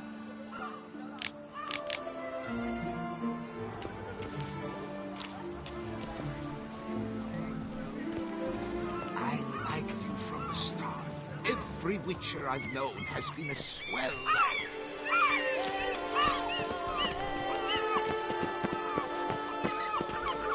Hospital! Hospital! Evalus! My turn to hide! You look now!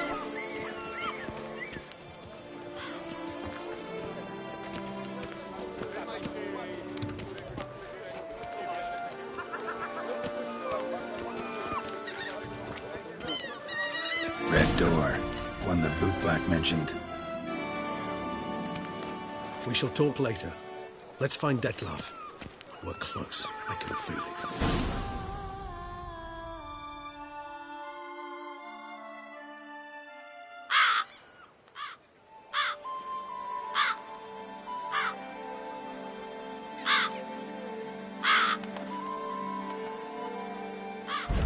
Won't budge.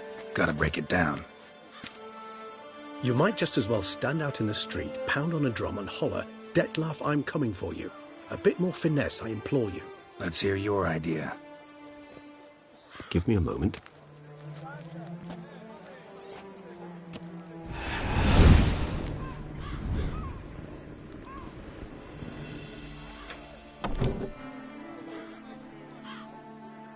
Nice. Ever consider becoming a burglar? Skill like that'd come in awful handy. I considered it briefly, but ultimately concluded it would be terribly dull. Come.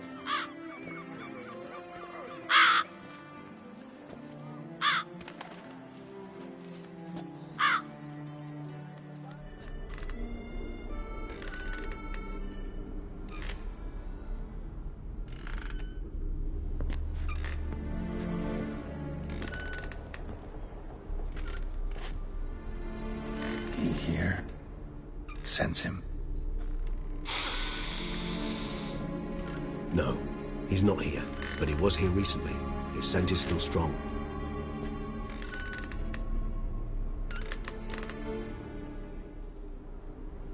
Let's look around.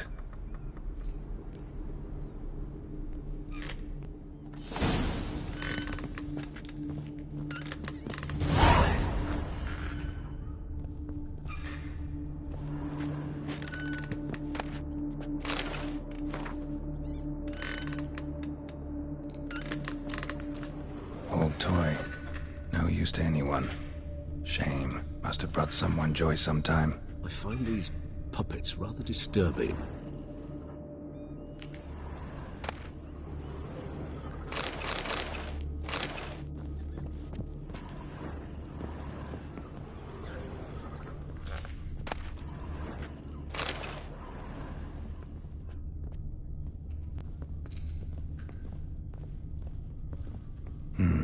Somebody fixed this recently.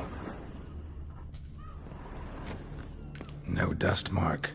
Somebody moved this here recently. I find these puppets rather disturbing.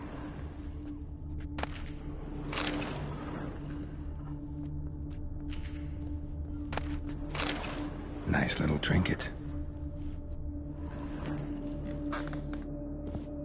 Sometimes I think I might end up like one of these toys.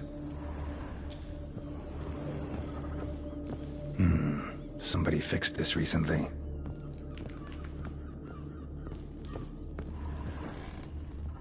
Attic. Let's go. So this is his nest. Need to look around. Woman's likeness. Bit smudged. Is his lover? I don't rightly know. Reminds me of someone. Who? Not sure. Can't help feeling I've seen that face before, though.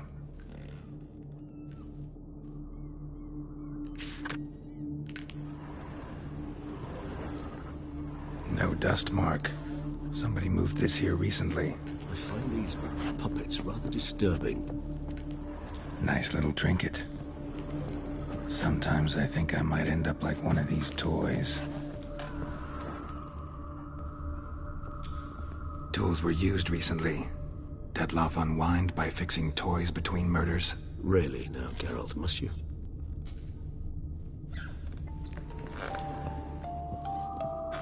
Nice tune. Indeed. I'm not certain why, but it reminds me of home. Our true home from before the conjunction of spheres.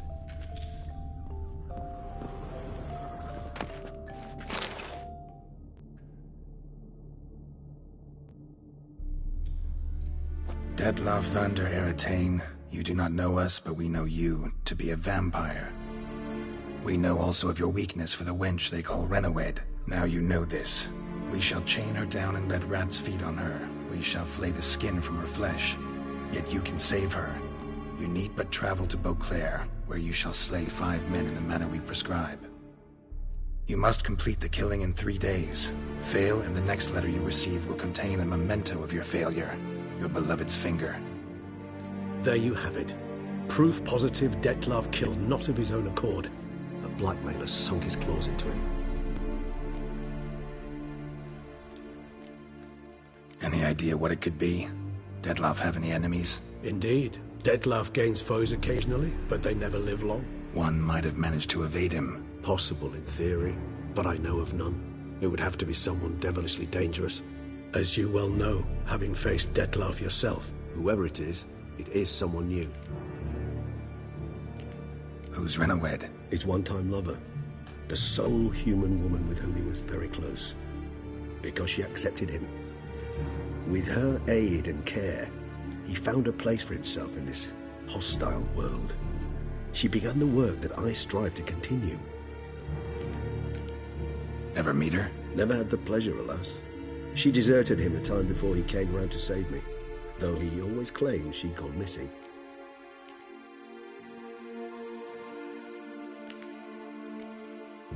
Why do you think that? Any signs or clues to that effect? None to be found. Apparently she disappeared one day. Her belongings disappeared with her. Not a scenario one associates with kidnapping. In my humble opinion, she left on her own.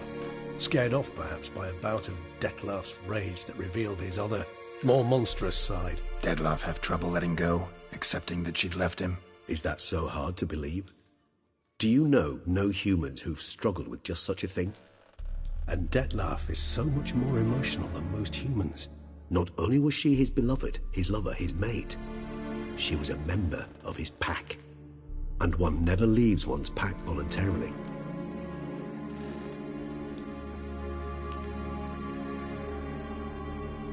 Even if Renawed did abandon him that time, looks like someone's actually kidnapped her this time. Hard to argue with that. And hard to foresee what he's prepared to do to free her, get her back. He's prepared to kill, that's clear. As would you be for Yennefer. He kills for he cares for her deeply. And that blood, those individuals, they mean nothing to him. Yeah, I get it now. He's out to rescue a female from his pack. Exactly. Right, so someone's blackmailing him. We know that. Still have no idea who. Need to look around some more.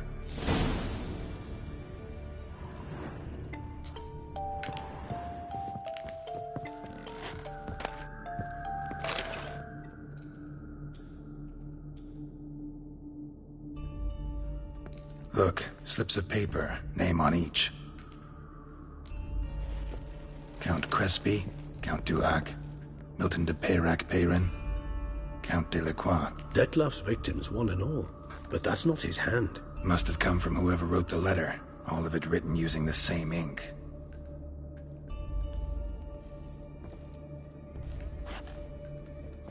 See the color? Ink was dyed with cinnabarite, rare mineral, pretty much found only in Nazaire, but I fear it means very little. Anyone could have imported such ink. Fair enough. Still worth remembering. Look, this slip is stained. With wine. Not much to go on either, especially not in Beauclair. Perhaps. Yet perhaps also worth remembering. Let's sum up what we know. Seems Detlef's being blackmailed. Someone's been feeding him his victims' names. All noted down using one and the same Nazari ink, and not in his handwriting. Not much. But enough to ascertain Detlef's innocence, clearly.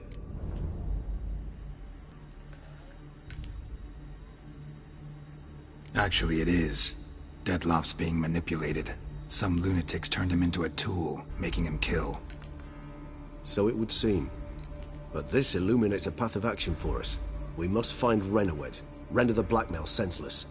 The lunatic or ticks will thus lose hold on Detlef. That's one idea. Could be worth a shot. But what about Detlef? He gonna go on killing while I'm out searching for his lover? He will not. I shall convince him to stay his hand. Assure him you're a friend seeking to help. I'll await him here. He's sure to return sooner or later. Think he'll listen? He will. Ought to wait with you, maybe. No, he'll sense you from a mile off. Simply fail to appear. I'd better stay alone. You must trust me on this. Fine. Need to report to the Duchess first. So be it. We'll await you here. Detlef and I both.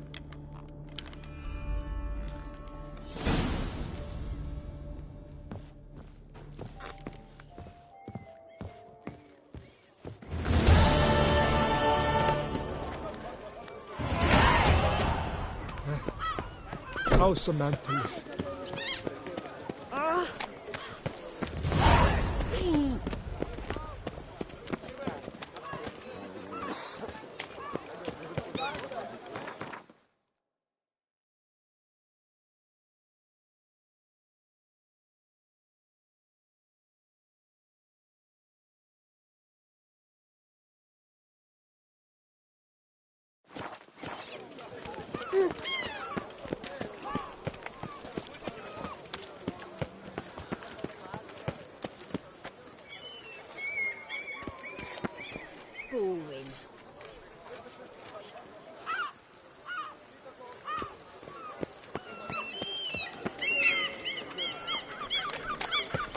Ah!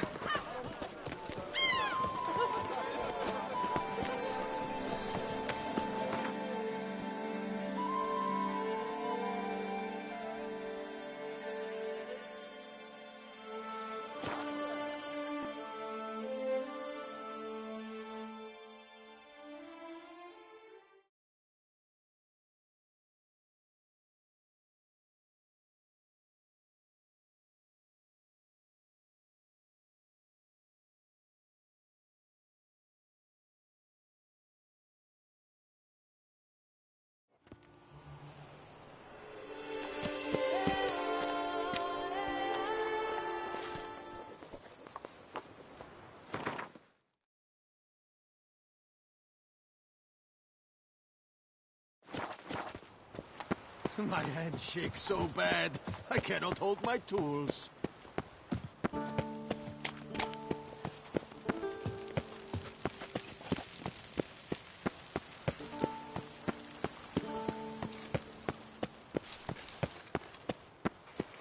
Secure.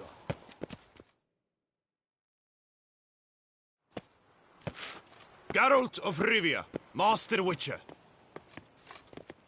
I was not mistaken. You arrived and trouble followed soon after. Step aside. Got a matter for the Duchess. At last, Witcher. We've been on tenterhooks. Did you catch Milton's killer?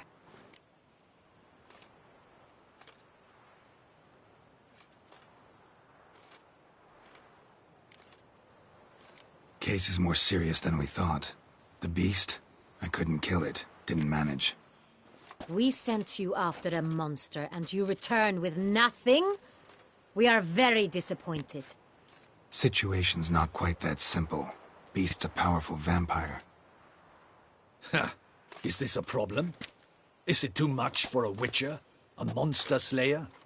But everyone knows how to end a vampire. Draw him by trick into sunlight. Or arm yourself with ample garlic and drive a stake through its heart. Garlic's useless against vampires. Sun and stakes don't hurt him either. Those methods, pure invention. Only work in legends and fables. And buckthorn? When I was a child, Grandmama Ademarta always claimed buckthorn drives off vampires. Silver sword's your best option for keeping them at bay. But it won't get the job done, because only a higher vampire can truly kill another of its kind. Excuses. Ha! Your Grace, I shall assemble a battue. Bring the matter to its end at once. The Witcher need but tell us where to find this monster.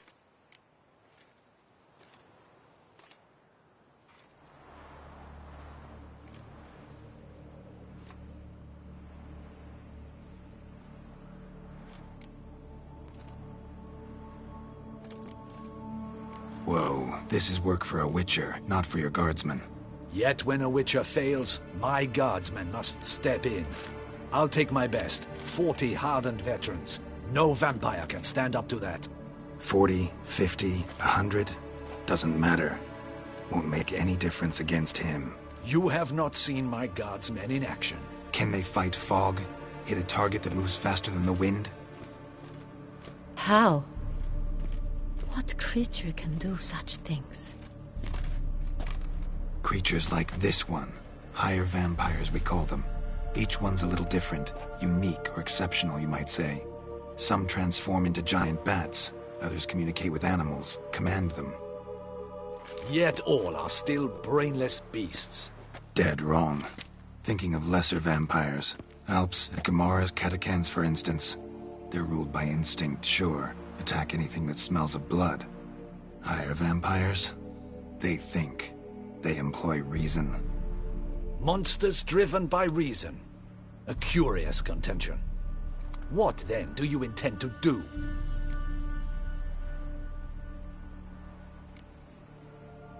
It's way beyond being some monster. This is a powerful being that's walked the world for centuries. Tja, impossible. If so great is their power, why have they not killed or enslaved us all? Don't usually meddle in our matters. Mostly stay out of our way because they don't care about humans one way or the other. And they do not fear we shall wipe them out one day. They'd probably be pretty amused if you asked them that. They're well aware of their strength. Then what can we do? Do you have a plan? Try to talk to him. That's our best bet. I cannot believe this. Her Grace summons a witcher to kill a monster. Instead, he wishes to chat with it. Ha. Know what I'm doing. His lover was kidnapped. He's being blackmailed. Blackmailed? Be so kind as to explain how a vampire might be blackmailed.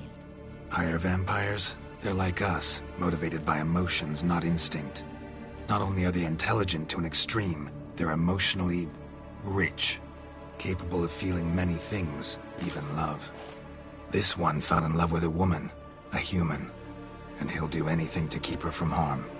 You do not, I trust, suggest we let Milton's killer go free, or wait until it murders again. We must render it harmless as quickly as possible.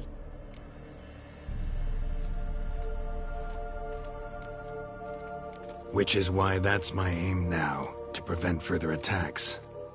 Vampires only half the problem. Blackmailers at fault chiefly. Kidnapped the woman to control the vampire. And what do you propose to do? I'll find the blackmailer, free the vampire's lover. You were to destroy him, not help him. No one else should die. That's most important. Soon as the woman's safe, he'll have no more reason to kill. I admit to being swayed, Witcher. You may be right. Do you know anything about the blackmailer? Got one lead. A few scraps of paper. Blackmailer wrote the names of the vampire's victims on them. One of them stained. A drop of wine, looks like. So damn little to go on. You've no idea how wrong you are, my dear. Send for the ducal sommelier. Hop, hop! In Tucson, wine is sacred. Here there is no such thing as a drop of wine, or stains therefrom. They are stains from a drop of Est, Ervelus, Fiorano. Your Grace wished to see me? Witcher, show him the paper scrap. Benoit, can you determine which wine made this stain?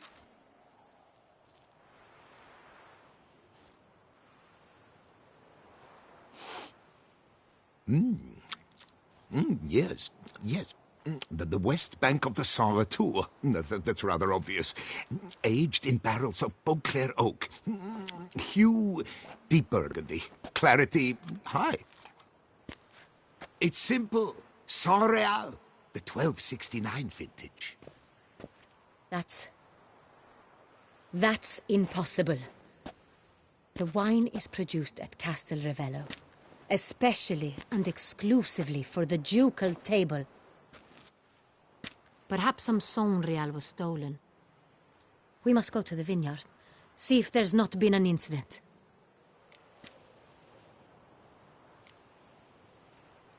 Saint Real. Never heard of it. It's highly unlikely you've ever had a chance to partake of it. As I said, it is only ever served to the ducal family. Didn't stop it from ending up on that scrap of paper. Unless your Grace's sommelier is mistaken. In matters of wine, Benoit is never mistaken. If he says it's Saint Real, it is Saint Real.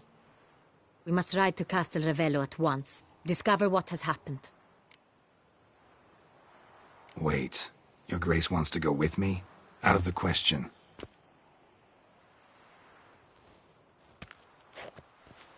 I hope you do not suppose we will sit on our ducal hiney and do nothing while our duchy is in grave danger. Your Grace, what you propose is far too dangerous. The Witcher should go alone. It pleases me to see you gentlemen finally agree on something. But I've made my decision. We shall go, accompanied by the best possible escorts. You, Captain, and Geralt. We will travel incognito. We've no wish to give the court any reason to gossip. For the duration of this mission, I release you from your obligation to adhere to court protocol. In short, from now on, I am Anna Henrietta, not your Grace. Yes, Your Grace. Witcher, are you ready? Yeah, ready to go. Excellent. Give me a moment. I must don something more appropriate and concealing. Then we will be off.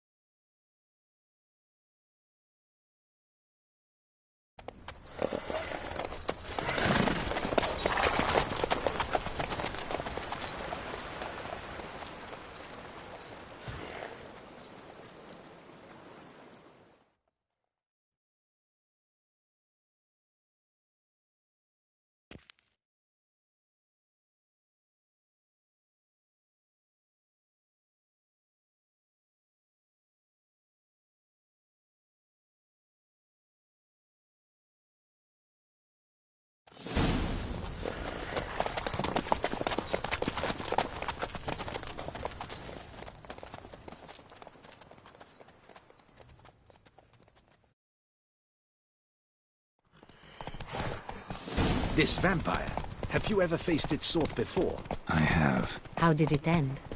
Did you kill it? Didn't have to fight him. Hadn't killed anyone. Have you ever heard of anyone defeating such a vampire? Know of a man who defeated one, sure, but he didn't manage to kill it. Ultimately, only another vampire can kill a vampire.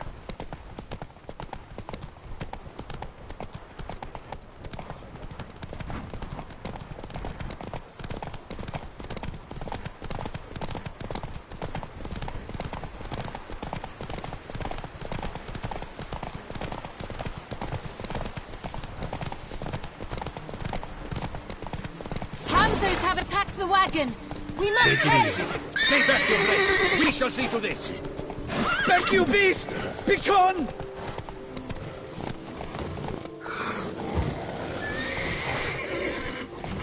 Come on!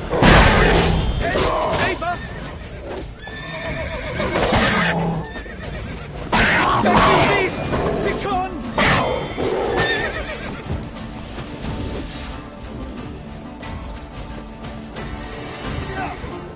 Help! Save us! Back, you beast!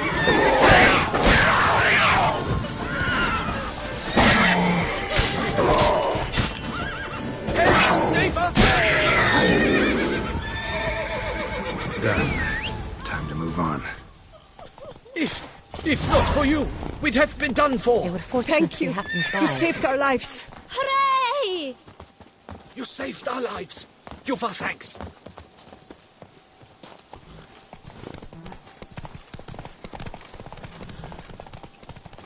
Tell me more about this vineyard, Castel Ravello.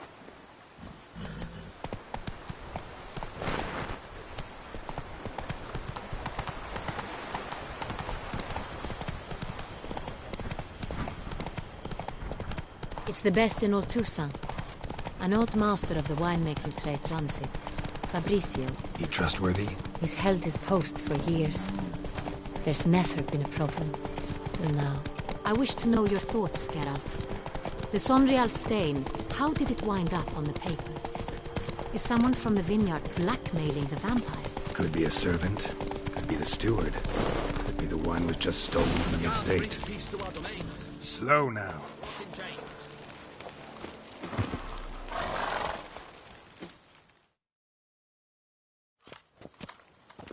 Captain de la Tour, we did not expect any visitors from the palace.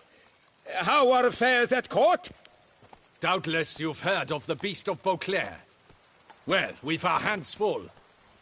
Especially since the rogue last attacked in the palace gardens. I trust Her Illustrious Highness was not harmed? Kind of you to ask, Master Fabrizio. I am well. Your Grace? We were not warned. I shall order the salon prepared at once. That won't be necessary. As you can see, we are not here on an official visit. Naturally. Might I ask then what has brought you to Castel Ravello?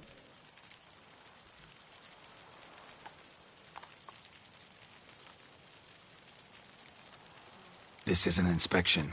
We've got questions. You'll answer them. Oh, and who are you, sir, to speak to me this way? This is Geralt of Rivia, a witcher. He has come to Toussaint on my personal invitation. Which is to say... Which is to say, I expect you to treat him with the utmost respect. Of course, Your Grace. Did you hear that, Witcher? Fabrizio will be delighted to answer your every question. Want to talk about Sonreal? I am at your service.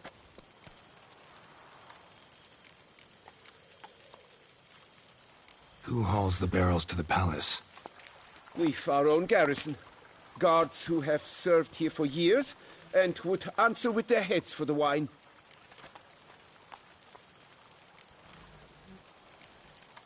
The Sonreal. How many vineyard workers have access to it? One might say only I do. Not like you make the wine all alone. At least a dozen others work here. I see you've little notion how wine is made. Grapes travel a long road before they become Sonreal. the workers, assist me only to the stage of fermentation. I see to the maceration personally, and let no one near the fat. Workers, again, assist me during barreling, but then I seal the aging barrels myself, each and every one. The wine lies in the cellar, gains character. Once this process is complete, it becomes Sonreal. And as it happens, only I have the key to the cellar in question. We'll not get anywhere asking questions, I see. It's a waste of time. Your Grace? How am I to understand this?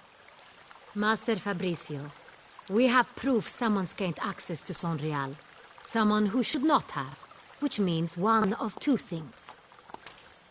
Either you lie to our face, or you are an idiot who has had wine stolen from under his nose and not even realized it. In either case, you shall answer for it. But... Silence! And listen. I shall inspect the barrels in person, thus giving you time to reflect. When I return, I expect to hear answers. Remind me, where is the Sonreal stored? In the main cellar, around the corner. I'll show you. I shall find it. Give me the key to the cellar and wait here. Oh, of course, Your Grace. Here it is. Come, Witcher.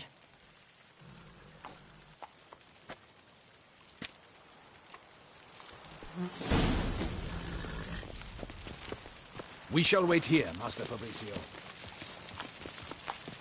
What if Fabricio's blackmailing the vampire? Considered that? He has his flaws, but I would never suspect him of such a thing. He's been very loyal. He owes all he has to me. His father frittered away the family fortune. He left his son an encyclopedic knowledge of wine. That is all. Fabricio lived as a beggar until I appointed him steward of Castel Ravello. Only then did he come into his own.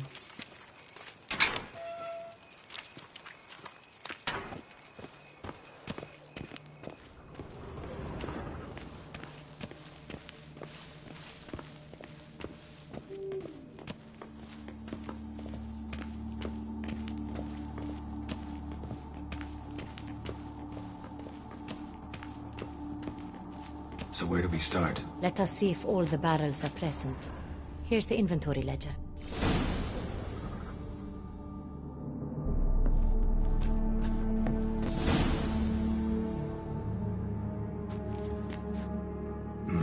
Vintner's log. Fermentation completed with no complications. Tapped above sediment line. Here it is. Barreling. Everything lines up at first glance. Neatly and thoroughly documented. Then we must follow our other lead. Benoit said the stain came from the 1269 vintage. Let's find it.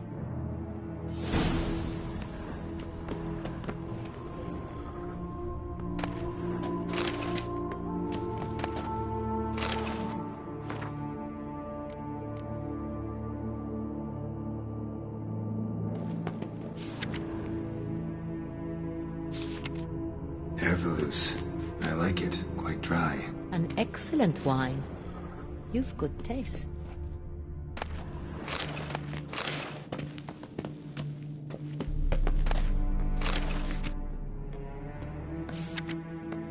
Est. Think everyone and their mother's heard of this wine. Among the best in the world. Castel Ravello is famous for it.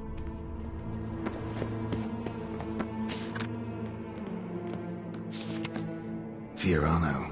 Dandelion's favorite. Adores it. Ah, yes. That sophisticated palate of his.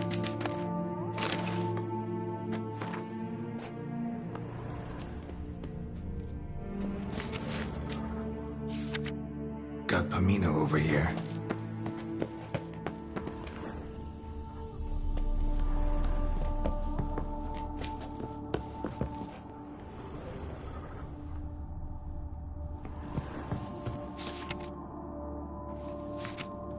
Sonreal. 1270 vintage. That's the wrong year. Keep looking.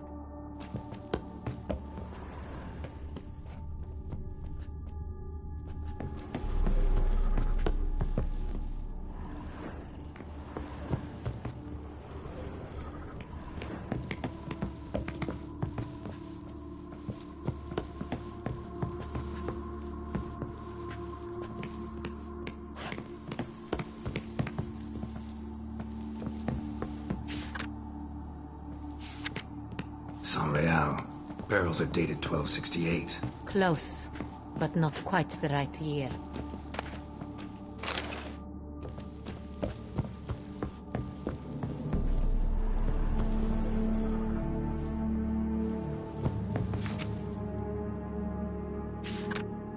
Right here, 1269. What now? Let's see if any barrels are empty. Wanna open them? For now, a knock will suffice. If you hear a hollow thud, we will have found what we seek.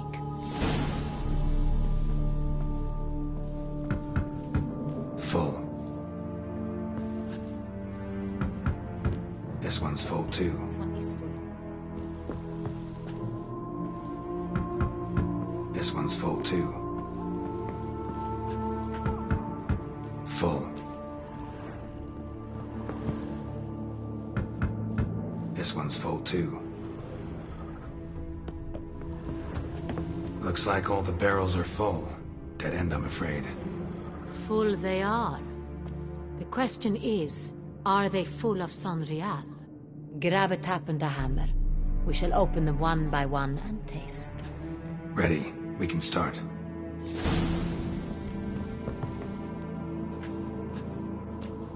Ready. Step aside.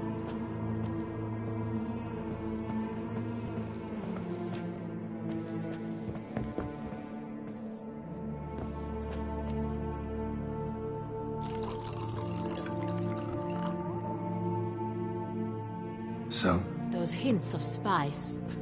Distinctive. This is Saint-Réal.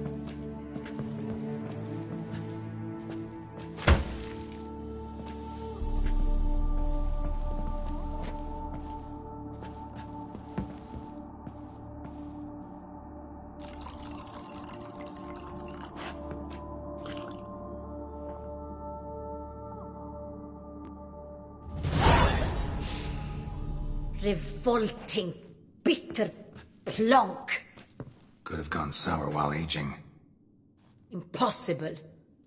This is not wine. This is contaminated refuse that should never have made it into a barrel. The fact that it did was no accident, I'm sure. Master Fabricio. Let's see what he has to say about it.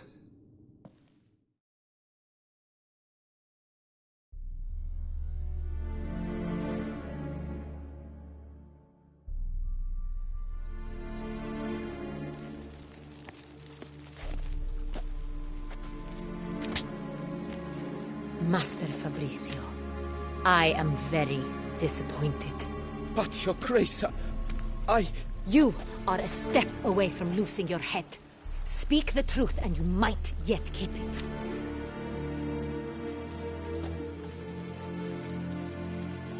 I admit it. I sold a barrel of Saint-Réal. I beg you to forgive me. Why did you do it? I couldn't resist. The sum they offered, it was enormous.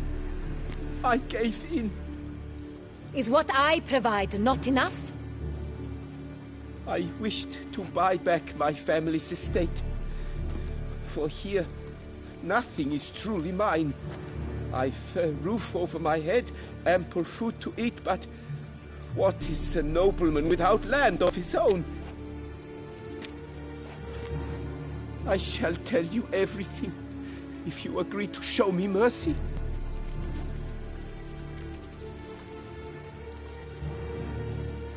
Really thought nobody'd find out.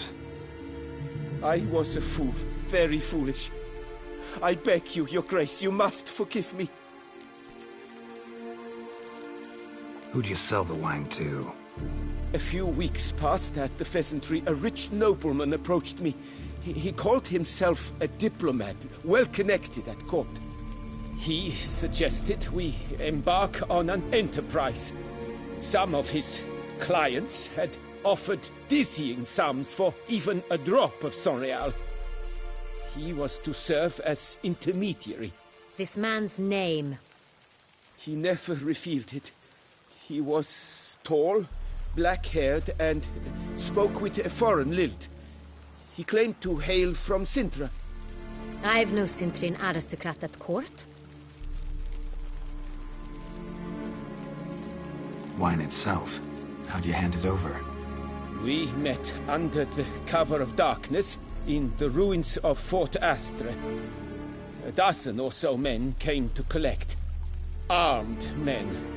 The kind that stink of trouble. I had hauled the barrel there. They transferred it to their cart, and we went our separate ways. That's it? That the last you ever saw of them? That is to say, a few days passed. A messenger arrived. He said they wished to buy another barrel and, well, I've prepared it. Have it ready to deliver. That's enough. Know all we need to know. Your Grace, I beg your forgiveness. Get out of my sight. Captain, have your men take Master Fabrizio to the dungeon. He must answer for his crime. High treason the charge. What now, Witcher? We set a trap. Need to catch the wine thieves. Sentry and Noble could be our blackmailer. Next, transport. I'll take it to Fort Astra. Damien and his soldiers will cover me. For once, I agree with you. We will do as you say. Let me know when you are ready.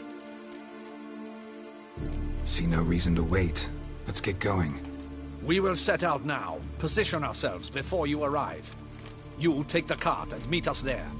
Fine. When the handoff begins, watch for my signal.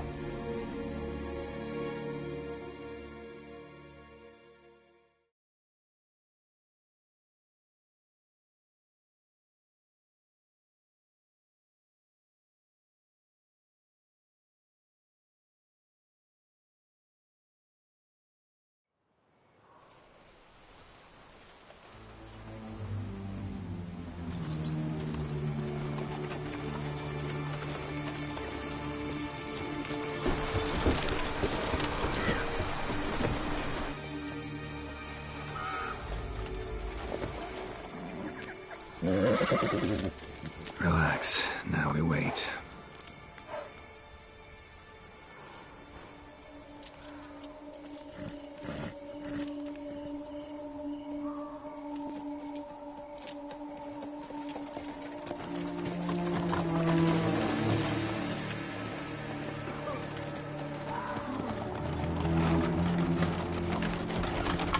Ah, our favorite vintner.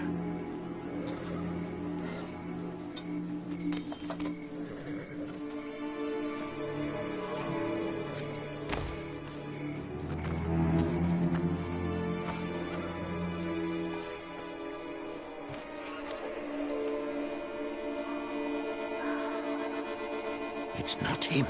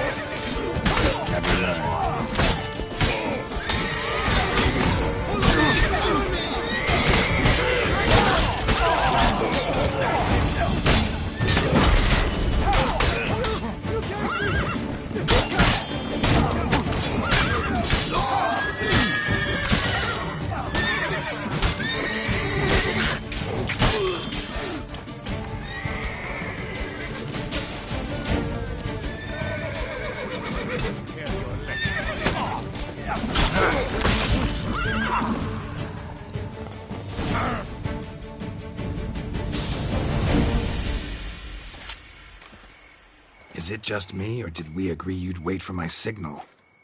That was the plan, but... Great shot. Good thing you reacted. Can't say how that would have ended otherwise. At your service. It was a good fight. We managed to capture one of the scoundrels. Let's ask him a few questions. Come on. Witcher, a moment. I was wrong about you.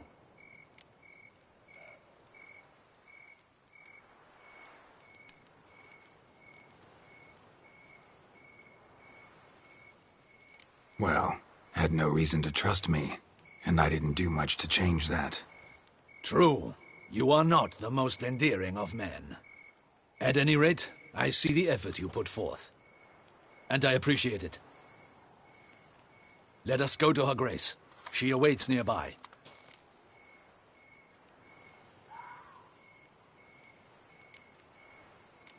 Not at all surprised. Expected she'd want to oversee this personally. The master's eye fattens the calf. You're beginning to understand that, I see. This prisoner of yours, bring him to me. We must ask him some questions.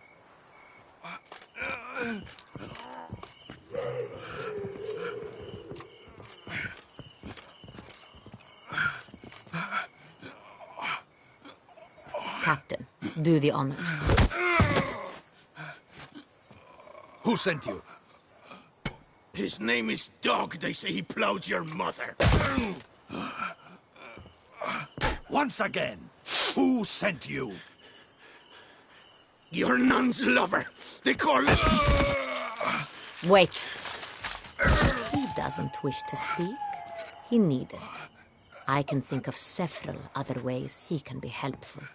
I'm certain the Witcher will need bait to lure the beast of Beauclair. What?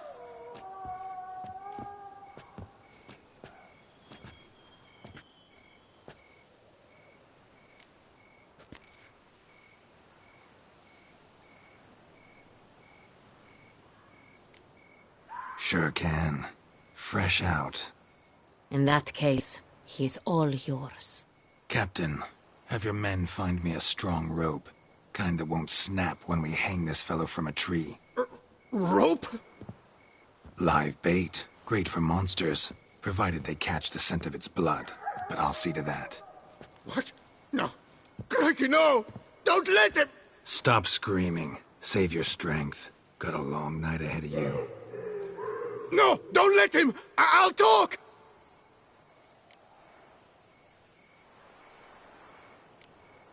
Barrels. Where were you gonna take them? I don't know. Captain, need that rope after all. I truly don't know. Hornet's the leader, only he ever knew where to go. But he lies over there, dead. That one.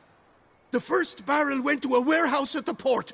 But where this one was bound, I don't know. I speak true. You must believe me. Who hired you? He'll kill me. Oughta be worried about me right now. Who is he? Go on, man. Spit it out. The Cintrian. That is what they call him. I've never seen him, but I know he mustered the men for this caper. That's what they said, that we were working for the Cintrian. I don't know anything else. I swear it.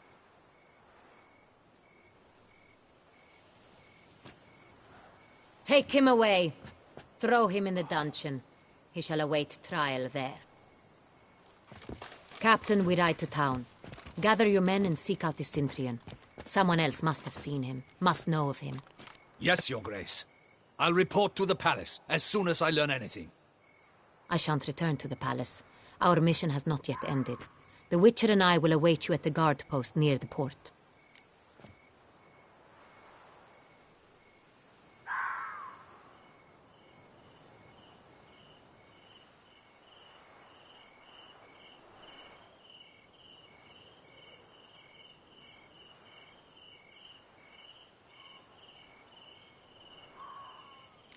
Let's go to town.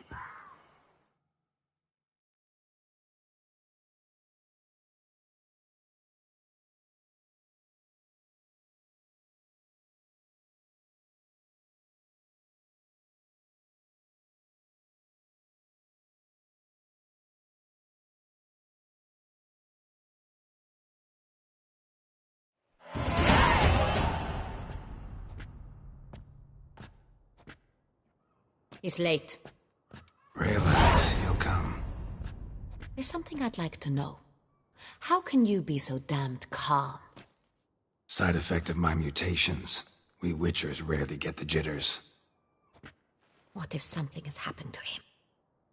Captain seems like a man who can take care of himself. Perhaps he can, but this Cintrian appears to be no common bandit. He managed to steal ducal wine from under my guardsman's noses. We only learned of it through a fortunate coincidence. And it was he who specified the victims for the vampire. One must be exceptionally confident to blackmail such a monster.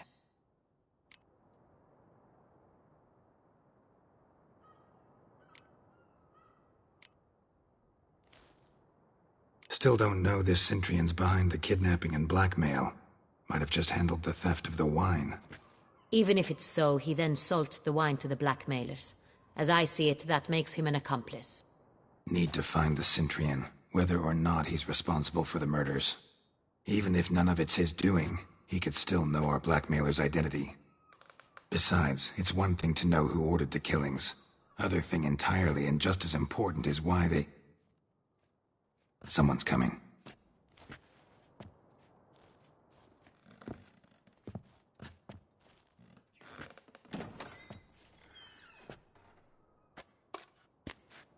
Captain, why so long? We expected you hours ago. This Cintrian does not work alone. We are fighting an organization, not one man. Bandits attacked us, not a small force either. One of my boys has a broken arm, another a shattered knee, lamed for life. And the word on the street is there's a hefty bounty on your head, Geralt. Used to it. Not the first time I've been hunted. Must you always? Now, the port warehouse where the wine was delivered, we identified it, then learned who had hired it out. This proved to be a beggar, a stand-in. We found him. He admitted all. A man had paid him to sign the lease, a man he met while begging outside the pheasantry. There, fate lent us a hand. A waitress recalled spilling wine on a nobleman who spoke with a Cintrian accent. What did he look like? Her description was not helpful. Handsome, well-dressed, with a beard. No distinguishing marks. This could be anyone. But she remembered his female companion very well, as she recognized her. On the Cintrian's arm was Cecilia Bellant. The singer? I've heard of her. She's said to be gifted, fairy. The same. We went to her home immediately. Cecilia was not there, but we questioned her servants. A chambermaid claimed Cecilia is to meet a Cintrian gentleman tonight. She'd invited him to a reception mounted by the Mandragora. The Mandragora? What's that? A club, an affiliation of local artists. Painters, sculptors, troubadours and dancers. Never heard of it. They exude mystique, consciously, I think. Behaving like an exclusive cabal. Artistic elites. Every now and again they mount soirees. Only wealthy patrons are invited. All arrive in elaborate masks, then drink and flirt. Gotta nab the Cintrian. Seems we have to go to that get-together. You read my mind, Witcher. I shall gather my men, surround the establishment. Not a mouse will squeeze through. Out of the question. If the Cintrian truly does have men about the city, he will find out and escape once again. Duchess is right. Need to be careful. Best go there, blend in with the crowd. Precisely what we shall do. We, Your Grace. Geralt and I. In that sort of company, the Witcher could use my help. Where's the event gonna be held? The Mandragora always assembles at the same place, a residence in Oatville. It's a very distinguished district. Geralt, you must don appropriate attire. Then meet me in Oatville, in Mountebank Alley.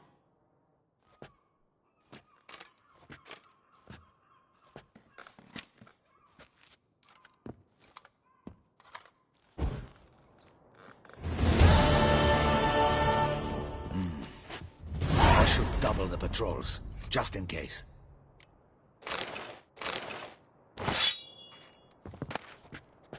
Audacious rat, the Cintrian. But we'll get him.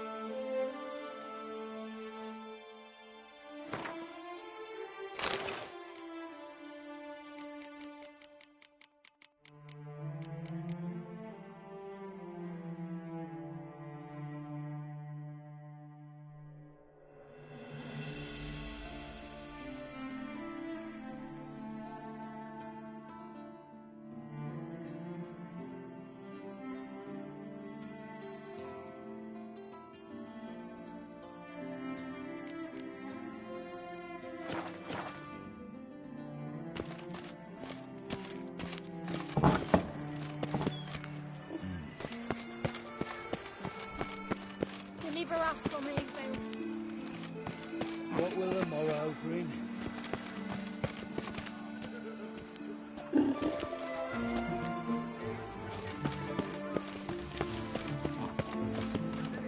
Leviota's racing lungs.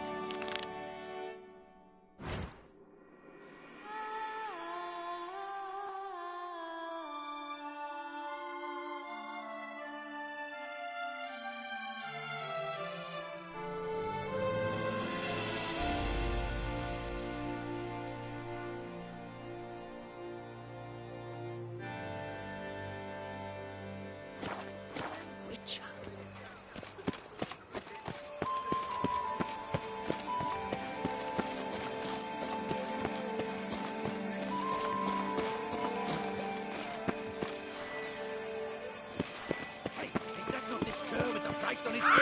It's him! Get it!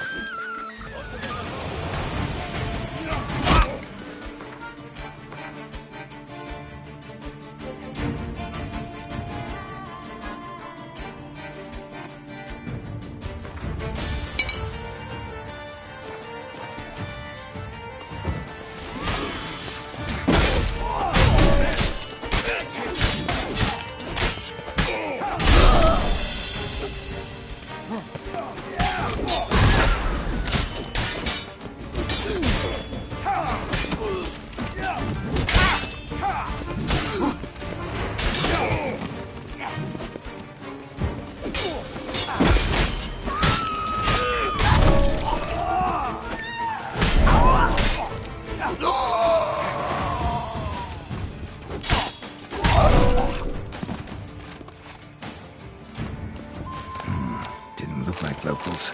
Damien's right. I'm a hunted man.